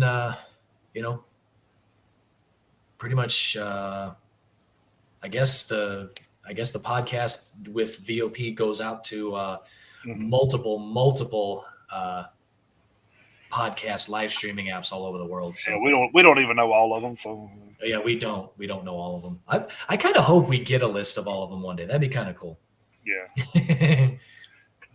And then our new OnlyFans. I'm just kidding. We don't have one of those. But yeah.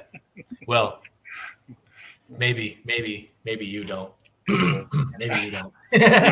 we're gonna put the women on there with guitar picks between their toes and do guitar picks and feet picks. So. Probably make a shit ton of money off of that. probably would. Probably could. Who's got the time to take the pictures? I don't. So. Yeah, I don't know. Well, the funny thing is like with the amount of guitar picks that you and I have caught at concerts, we could probably use those. It's a bad idea. I was trying to talk myself into it, but well, please don't. We got enough on our plate already. So. That's very true. Anyway, gang, we appreciate you stopping by today. Hope you enjoyed the content and, like I said, the list thing. I thought it went pretty well. I was kind of. I did. I liked it too. I was kind of. It actually went pretty fast when I started doing it, so I was kind of surprised at how quickly it went along. So, as far as gathering the information for it, so, but we'll continue that little. I think that little segment does very well. So I think we're going to continue to do. Yeah, I like it so far. I do like it so far. I enjoy it too. It puts another, creativity to me, and I like being creative with everything. So, which is, that was my whole purpose in wrestling, was to wrestle for about 8 years and then get into creative, but that didn't happen. So, So, but anyway. So just so I don't forget before we go forgot that we posted the links to the Spotify playlist on the screen there. I don't know if you've started cycling through the 2022 playlist yet. But I need to though. But any of the playlists that we do put together, whether it's Jason's or ours, you go to Spotify and if you search for Metalheads Unite, you should be able to find pretty much all of those. So. Yep. All right. Well, like I said, we appreciate you guys for stopping in. Hope you enjoyed everything, and we will see you back again next week, hopefully. Don't forget, 2 weeks, we got our first guest of 2023 coming on. So yes, we do. Look forward to that as well. A band out of Chicago called Spillage. If you're not familiar with those guys, check them out and get ready to hear some stories. So yes. A lot of big things going on with that band this year too, which is cool. So we kind of get them on at a good time. So Victor, buddy, thank you for coming by. We'll see you next week. And also to remind everybody, go to change.org, sign the petition for the Tennessee Metal Devastation Music Fest. Keep it going. Keep it where it's at. They deserve it. Yep. So go help. It was an awesome festival. Like I said, I'll be there every year if they do it. So. I'm going again. I'm absolutely going again. All right, man.